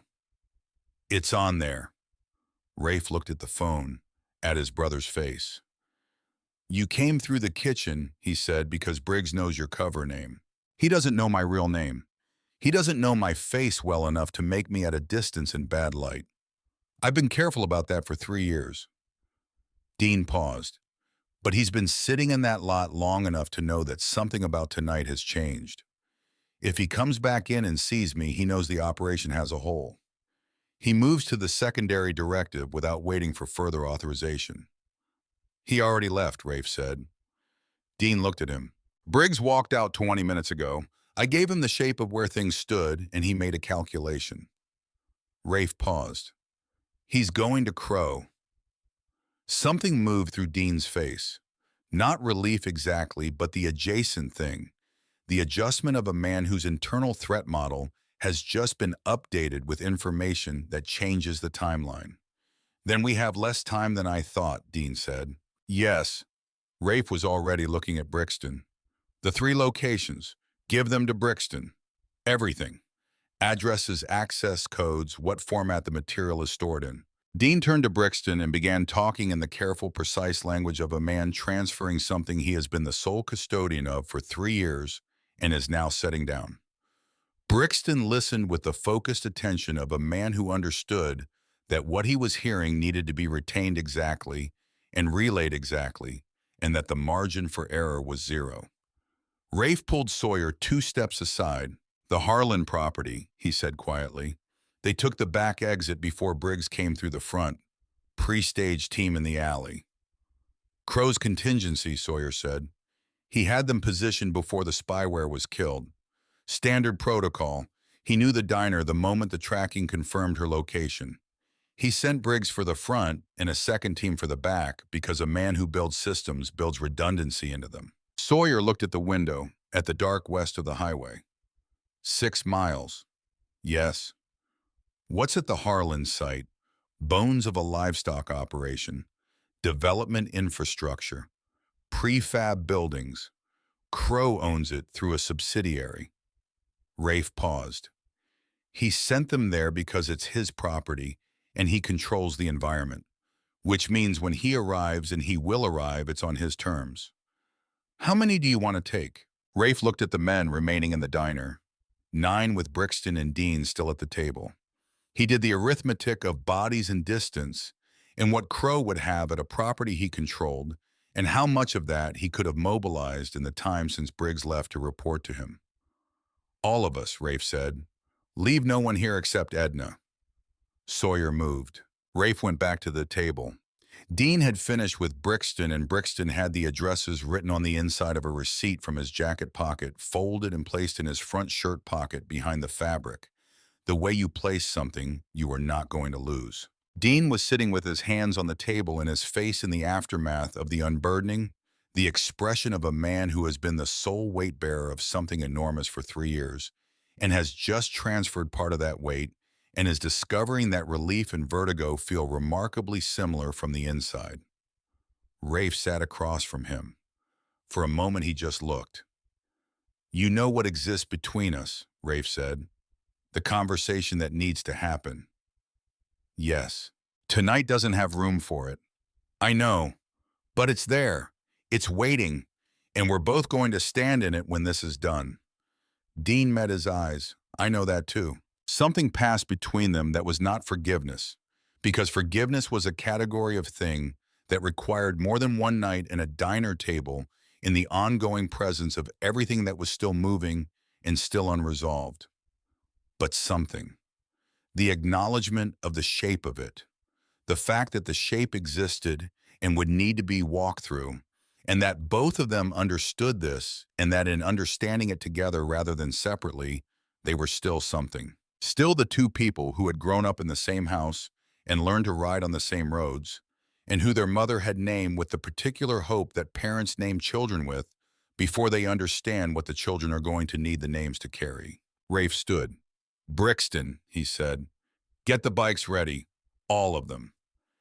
He looked at the clock, 2:17 in the morning.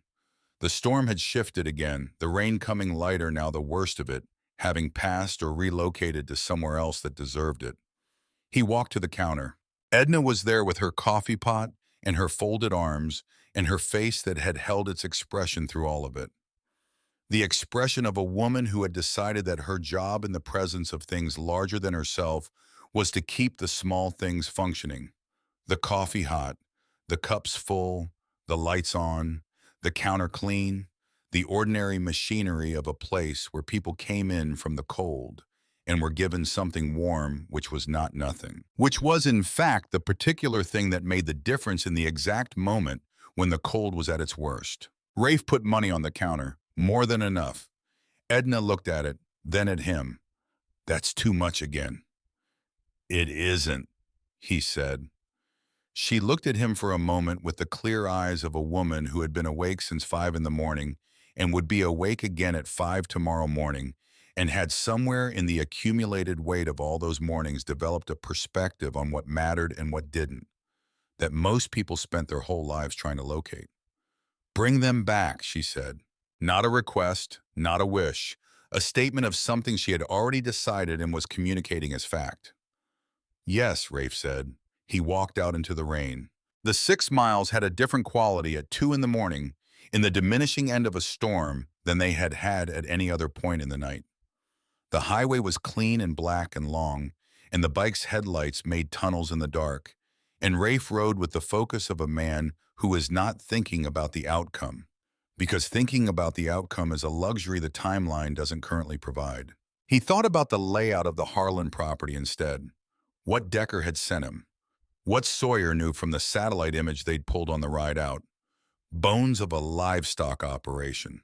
Multiple low buildings, two with lights on when Decker had pulled the most recent available image, which was 6 hours old. A gravel access road from the highway. Chain link perimeter fence, the kind that told you the property was in transition between what it had been and what it was going to be. 4 minutes at this speed. He spent them the way he spent the worst minutes, not fighting the clock, but moving inside it. The industrial property came out of the dark as a cluster of low shapes behind, fencing the kind of place that existed in the limbo between its previous purpose and its future one. Prefab structures, equipment storage, a gravel road cutting in from the highway. Lights inside two of the buildings, one large, one small. 4 vehicles outside, heavy dark not farm equipment. Rafe cut his engine and coasted the last 100 yards. He signaled. The others cut engines. They pushed the final distance by momentum and stopped behind the fence line in the dark. Sawyer pointed. One man at the main building's door, moving slowly, not attentive, the way he would be attentive if he expected company. A second near the vehicle, circling without urgency. They didn't know the alley team had been found. They thought they had time. What happened in the next 3 minutes was not loud, which was the point. The exterior was clear before the guards fully understood it needed to be held. Rafe hit the main building door at a run. Inside was a single large space, former equipment storage, concrete floor, under overhead lights that turned everything the color of a headache. 2 vehicles parked with their rear doors still open from recent use. The disorder of a location that had been repurposed quickly rather than prepared in advance. And in the far corner, in a cluster of folding chairs that had the improvised quality of furniture brought in for one specific use, 4 people. Claire. Steen. Dean had ridden separately and come in behind and was now at Rafe's left. And June. June was standing, not sitting in the chair they had presumably put her in. Standing beside it, arms at her sides, jacket zipped to her collar chin level. The posture of a 10-year-old who had made a decision about how she was going to exist in this room and had implemented it with the same care she brought to everything else. Between Rafe and them stood Victor Crow. Rafe had built a picture of Crow from data and secondhand description, and the picture had prepared him for a certain kind of man. The developer, the architect, the system builder who operated from behind layers and sent other men to execute what the layers were designed to conceal. The picture had not been wrong exactly, but it had been incomplete in the way that pictures of powerful men are often incomplete when you finally stand in the same room as them. Crow was shorter than the picture, which meant nothing. His suit was wrong for a construction site in the middle of the night, too clean, no mud on the shoes, which meant he had come here from somewhere with better floors and had not been here when Claire and June were brought in. He had arrived after. Someone had called him the moment the diner situation changed, and he had come directly, which meant he considered this important enough to attend personally. That was information. His face had the smoothness of a man who had spent years not showing things and had become very good at it. Behind him, one other man. Not Briggs. Someone Rafe didn't know, but the build and the posture said enough. Crow looked at Rafe coming through the door, and his expression adjusted in a way that was almost imperceptible. The micro-movement of a man who had expected this to be resolved before it reached this point, and is now recalculating what the new shape of the negotiation looks like. "Mr. Cutter," Crow said. Boardroom voice, even here, even now, even in a concrete-floored building at 2 in the morning with rain on the roof and the ruins of his operation assembling themselves around him. "You've had a very busy night." Rafe walked forward at a steady pace. He stopped 10 feet from Crow and looked at Claire first. She met his eyes, gave him a fractional nod that said, "I'm here. I'm intact."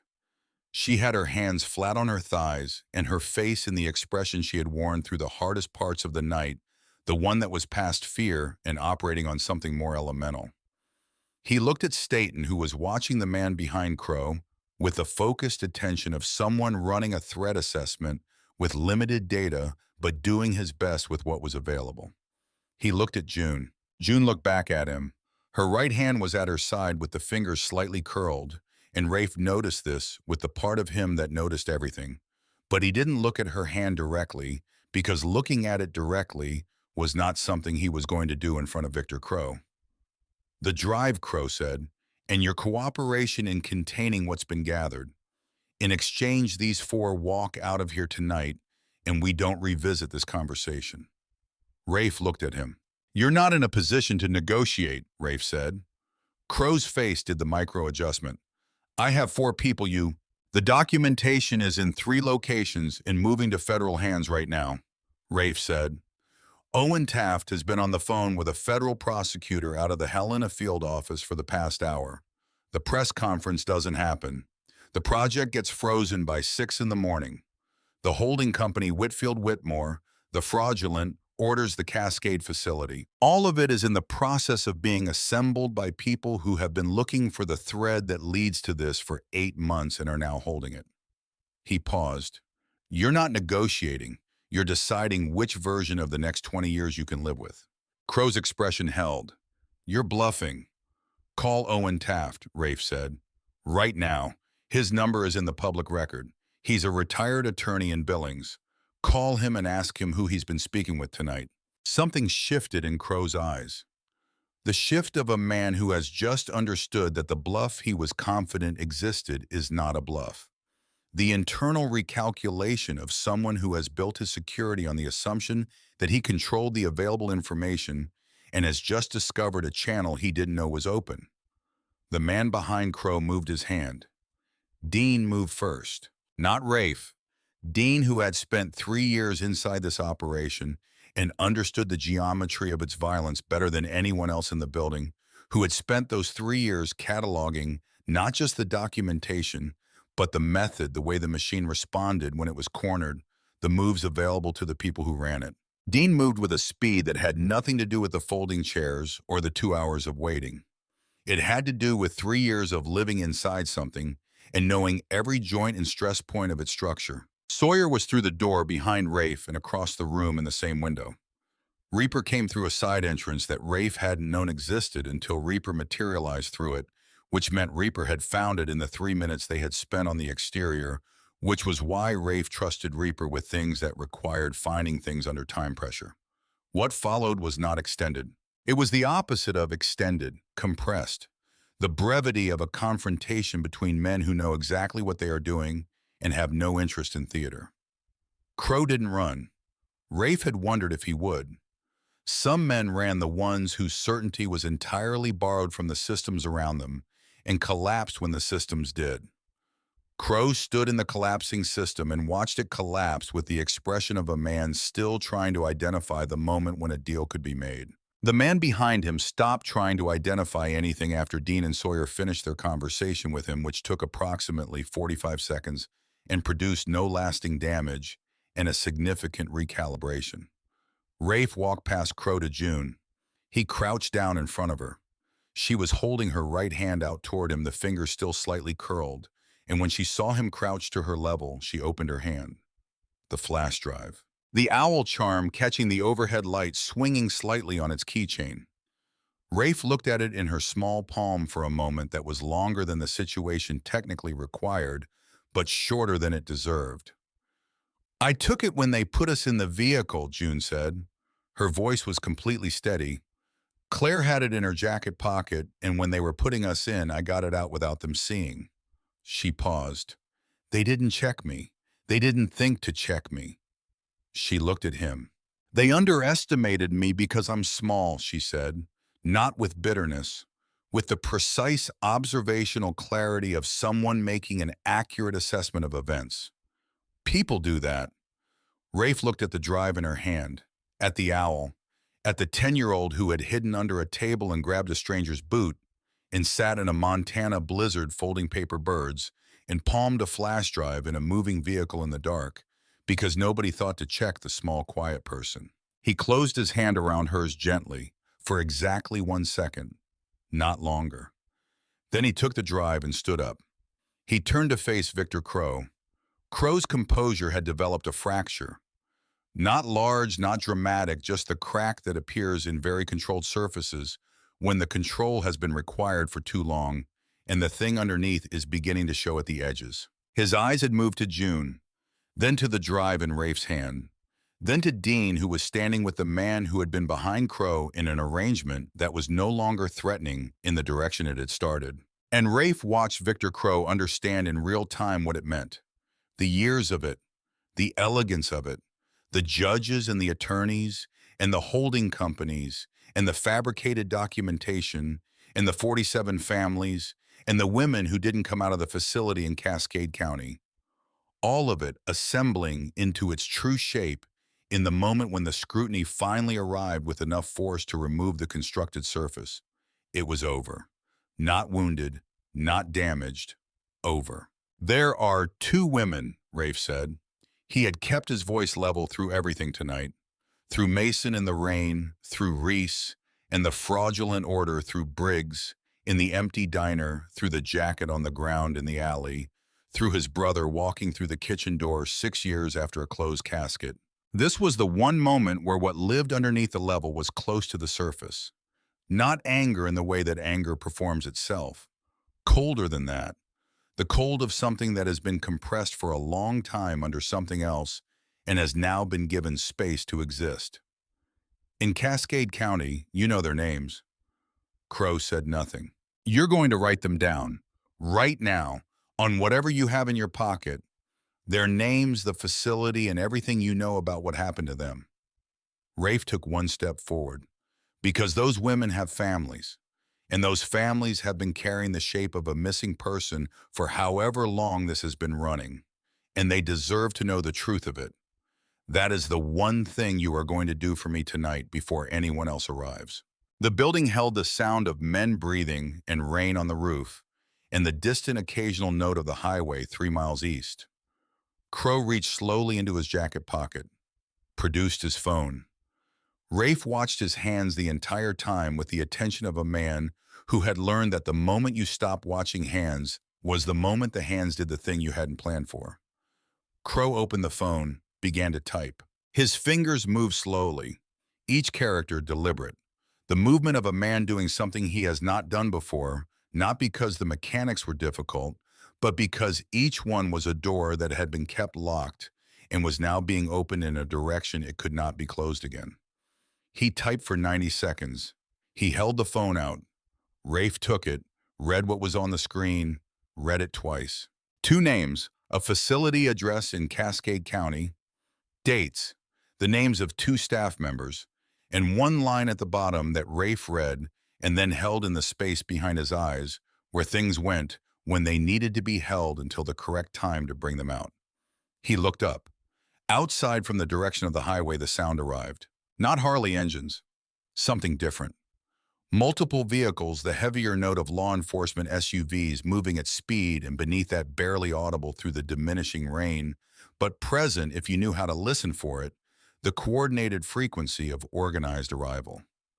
The scanner signal that Sawyer had been monitoring on the device in his jacket, and which now made Sawyer look up from across the room and meet Rafe's eyes and nod once.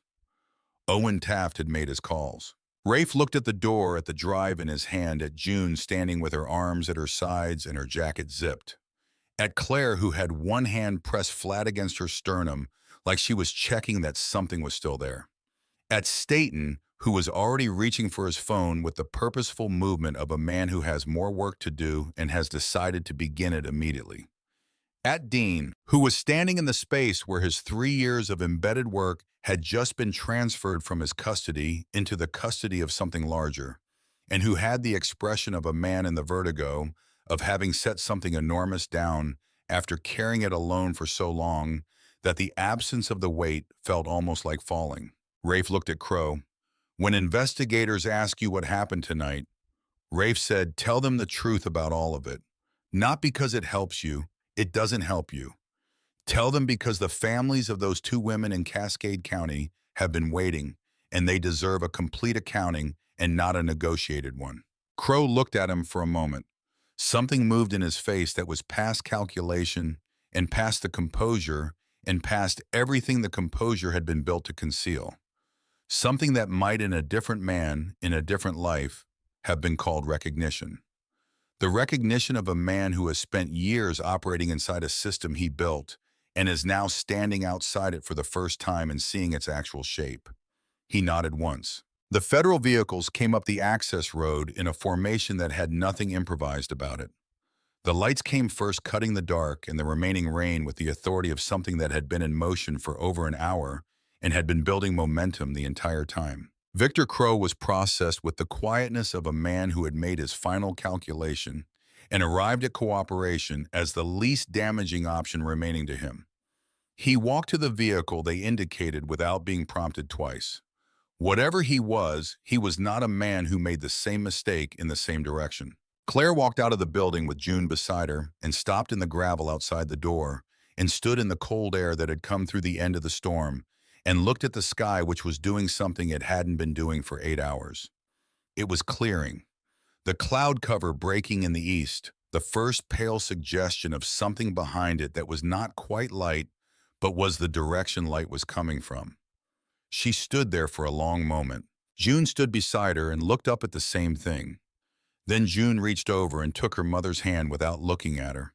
The same instinctive reach that she had made earlier in the night, toward the nearest solid thing available, except that this time the nearest solid thing was her mother, and her mother's hand closed around hers immediately, without hesitation, with the grip of someone who has been holding on for 3 weeks and has not yet learned that it is safe to hold less tightly. Rafe stood in the doorway of the building and watched them. He didn't go to them. Some moments were not his to enter. He looked at the drive in his hand, at the owl charm, at the 2 paper foldings in his jacket pocket, the motorcycle June had made at the beginning of the night, and the bird she had finished and given him, and that he had carried through everything that had happened since. He put the drive in his pocket with them. Thomas Whitmore was arrested at his home in Billings at 4:17 in the morning. Judge Gerald Whitfield was arrested at 4:52. Rafe would later be told both details and would file them in the ledger of tonight alongside everything else. The way you file things you want to be able to look at clearly later. Mason Aldrich, who had still been sitting in his truck in the Crossroads parking lot when the state patrol arrived, engine running, heater on, going nowhere, was arrested at 3:40. The look on his face when the door opened was not surprise.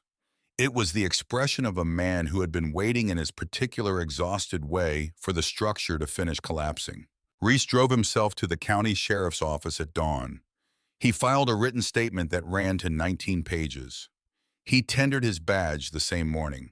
The statement was detailed and unambiguous and cost him everything his 16 years had built, and he appeared to have decided in advance that this was the appropriate cost and had made his peace with it sometime in the parking lot of the Crossroads Diner during a phone call that nobody had been able to hear from inside. Dean spent 4 hours in a federal interview room in Helena, giving testimony that the prosecutors described in the careful, restrained language of people trained not to show excitement as significantly material to the investigation. He came out of the room at 8:50 in the morning and sat on a bench in the corridor with a paper cup of bad coffee and looked at the floor for a long time. Rafe sat beside him. The corridor was fluorescent and bland and smelled of carpet cleaner and the kind of old paper that accumulates in buildings where documents are generated in volume. Ordinary. Institutional. The wallpaper of a system that continued to function around the wreckage of what the night had contained. They sat for the length of time it took to drink bad coffee, which was long enough. Then Dean looked at his phone. A notification on the screen. He held it so Rafe could see. A news alert from a local Helena outlet posted at 8:47. Developer Victor Crow's scheduled Tuesday morning press conference had been canceled. No reason given. The brief article noted that Crow was reportedly cooperating with federal investigators in connection with an ongoing inquiry into land acquisition practices and family court proceedings in 3 Montana counties. Dean set the phone down. "I'm going to call Mom today," he said. I know. I don't know how to... He stopped, turned the paper cup in his hands. There's no version of that conversation that goes well. No, Rafe said. There isn't. Dean looked at him. Will you be there? Rafe looked at the wall across from them, at the fire exit map, at the coffee fund sign-up sheet with most of the lines empty, at the ordinary functional surfaces of a place where people came to work every day and went home and came back, the invisible infrastructure of a world that kept running underneath the things that happened inside it. Yes, he said. Dean nodded. He looked at his hands. Is that forgiveness? He said. Rafe was quiet for a moment. No, he said. It's what brothers do. They sat for another minute in the fluorescent corridor with their empty cups. Then they stood up and walked out. The Crossroads Diner smelled of fresh coffee and the warmth of a building that had been open all night and intended to stay open all day. Edna was behind the counter. She looked at Rafe when he came through the door and reached for the pot and filled the mug she had set on the counter before he reached it, because she had seen the bikes in the lot and had started pouring before he was through the door. Rafe sat at the counter. Sawyer sat 2 stools down. Brixton came in behind them and found a booth. Claire and June were in the corner booth, the same one, the farthest from the door, but differently occupied. Claire with both hands around her coffee warm rather than white-knuckled, something in the quality of the grip, having changed in the hours since Rafe had first noticed it. June with a new placemat in front of her already folding. Stain was across from them on his phone, coordinating in the efficient register of a man who understands that the legal work beginning when an investigation concludes is often larger than the investigation itself. Owen Taft arrived at 7:50. He had driven 2 hours from Billings in the dark and ordered eggs from Edna with the directness of a man who understood that the work was not done, but that the eggs were immediately available and therefore took priority. He spread documents across the table and began walking Staten through the next phases. The 47 families.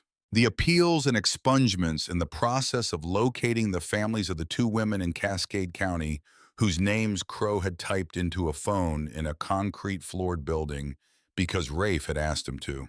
That part would take the longest. Some of the unwinding would take years. Some of it would not fully unwind in ways that were straightforward to look at directly. What had been done to those families existed in the world and could be addressed, but could not be erased. The people who had carried it would carry the shape of it regardless of the legal resolution, because that was what certain kinds of damage did. But the machine was stopped. Rafe took his coffee to the corner booth. June looked up when he sat down. She ran her assessment with the same evaluating attention she had applied to him at every stage of the night, and whatever the current version of his face offered, it satisfied something in her because she went back to her folding without the careful monitoring quality that had accompanied every previous evaluation. He looked at what she was making. A bird. Wings extended mid-flight. The same shape she had been working towards since she first picked up a placemat hours ago in the middle of the worst of it and began folding because it was the one thing in the room she could make clean. Claire was watching Rafe across her coffee. Her eyes had the texture of someone who has come through something and is still taking inventory of herself, still confirming the continued presence of each piece. But underneath that was something else, the beginning of something that would take months to fully articulate. The first awareness that the running was over, that the surviving had converted itself sometime in the hours between the first headlights, sweeping the diner window, and this cup of coffee in the morning after the storm, into something that might eventually become living. Owen says there's a county in western Montana, she said. He has a contact there, a family court attorney he trusts completely. He says there's a school, a good one, small enough that people notice each other, large enough that that's not a problem. That sounds right, Rafe said. He says there's a diner. Rafe looked at her. There's always a diner. She almost smiled. It was not quite a smile yet. It had the structure of one, the skeleton of the expression, the first indication of how it would look when it was fully there, which would be later in the months that followed in the incremental accumulation of mornings that were not the morning after something terrible. Thank you, she said. Just that, without qualification, without the architecture that people sometimes built around gratitude to make it easier to give and receive. Rafe looked at the table, at June's folded birds arranged in a small line, at the flash drive sitting beside the coffee mugs, soon to go to Owen's hands, and from there to the federal prosecutor, who had been in motion since 2 in the morning. June did the hard part, he said. June without looking up from her current fold. We all did. Rafe looked at the 10-year-old across the table, at the girl who had hidden under a table and reached for the nearest solid thing in the dark, who had sat through the worst of it with her jacket zipped and her hands working and her eyes watching everything without letting on how much she understood, who had palmed a flash drive in a moving vehicle in the dark because she had assessed the situation and determined that she was the one person in it who no one would think to check. He reached into his jacket pocket and took out the paper bird she had finished and given him at the beginning of the evening before everything had moved. He set it on the table beside the one she had just finished. 2 birds, wings extended, side by side. June looked at them for a moment. Something moved through her face that she didn't try to manage or contain. A child's honest response to the sight of a thing she had made being treated as worth keeping. She picked up the one he had returned, examined it, set it back down beside its companion. They're not the same, she said. I got better. You did, Rafe said. Owen Taft's phone rang. He stepped outside to take the call. He was out there for 11 minutes. When he came back in, his face had the quality of a man who has just witnessed something he had hoped was possible and had not fully believed in until it happened. He sat down, poured himself coffee, said nothing for a moment. Then he looked at Claire. Delia Marsh. Claire went still. She saw the news alerts this morning. She wants to talk to you. Owen held out his phone. Claire looked at it. Then she took it. She stood up from the booth and walked to the far end of the diner near the pie case where the light was warm and yellow and the corner was quiet, and she put the phone to her ear. Rafe didn't stay for that conversation. Some things were not his to witness. The reunion of 2 women who had found each other in a waiting room and had kept each other's faith through the underground of people who couldn't use official channels, who had carried each other's burdens in the limited ways available to them, and who were now on the phone with each other on the morning after the machine that had been built to destroy them had been stopped. He left money on the counter. Again too much. Again the right amount. He nodded to Edna, who nodded back with the economy of a woman who had said everything she needed to say over the course of the night and trusted it to have landed where it needed to land. Then he walked back to the corner booth. June was still at the table. She had been watching her mother at the far end of the diner. She turned when Rafe stopped beside her. She looked at the 2 birds on the table. She picked up the one she had made tonight, the finished one with the even wings, and held it out to him. Take this one instead, she said. It's better. I have both, he said. She considered this. Then she set it back down beside the other one and pulled her new placemat toward her and began folding again with the same focused attention, the same care applied to the same act, which was the act of making something clean and symmetrical and finished from ordinary materials that had not started out as anything but a surface for setting plates on. Rafe put his hand briefly on the table beside her work. Not on her work. Beside it. A presence rather than a contact. Then he walked out into the cold Montana morning. The air was sharp enough to feel like something specific. Not punishment. Something cleaner. The way air settles when it has been thoroughly reorganized by weather and is finding what it is going to be for the rest of the day. Brixton came to stand beside him. Said nothing. Sawyer came to stand on the other side. Also nothing. That was the thing about the men he had chosen and who had chosen him. They knew when the silence was the conversation. Dean came out last. He stood at the edge of the covered step and looked at the highway and the mountains and the sky and breathed the reorganized air. Rafe looked at him. Dean looked back. There was nothing that needed to be said at this particular moment between them. The conversation that needed to happen was waiting, and it would wait because it was the kind of conversation that did not expire, that would be there whenever the time for it arrived, patient and specific and shaped by 6 years in a closed casket and their mother's face when Dean called her today. But right now it was 8:53 in the morning, and the storm was over, and the mountains were clean, and the drive was in Owen Taft's jacket pocket, and the federal prosecutor had been awake since 2, and the machine that Victor Crow had built across years and 47 families and 2 women who would never come home from Cascade County was stopped. Rafe put on his helmet. Rafe put on... The Harley came up beneath him with its familiar authority, that deep chest-level sound that organized the feeling of being alive and in motion in the way that nothing else quite managed. Functional, purposeful, his. Beside him in sequence, the other started. The sound built into the cold morning air and rolled out across the parking lot and up toward the mountains that were too large and too old to be impressed by it. But that received it anyway without preference, with the permanent indifference of geography that has been here long before any of this and will be here long after. Behind the diner window, barely visible through the glass, 2 paper birds sat on a table with their wings extended. The morning light touched them from the east, still low and long, turning the ordinary white of folded paper into something that caught and held before the day moved on, and the light changed and they became ordinary again. But they were there, sitting on a table in a diner at the edge of everything made by careful hands from materials that had not started out as anything, and they were flying in the only way that things made from paper can fly, which is by holding their shape against whatever comes. Rafe pulled onto the highway. The road ran west toward mountains that were clean and enormous and long. Roads did that when you stayed on them long enough. Everything became something different with enough miles, enough time, enough willingness to see what the next bend held. He had learned that a long time ago and had never found a reason to revise it. He had learned something else too. Something built not from philosophy, but from evidence.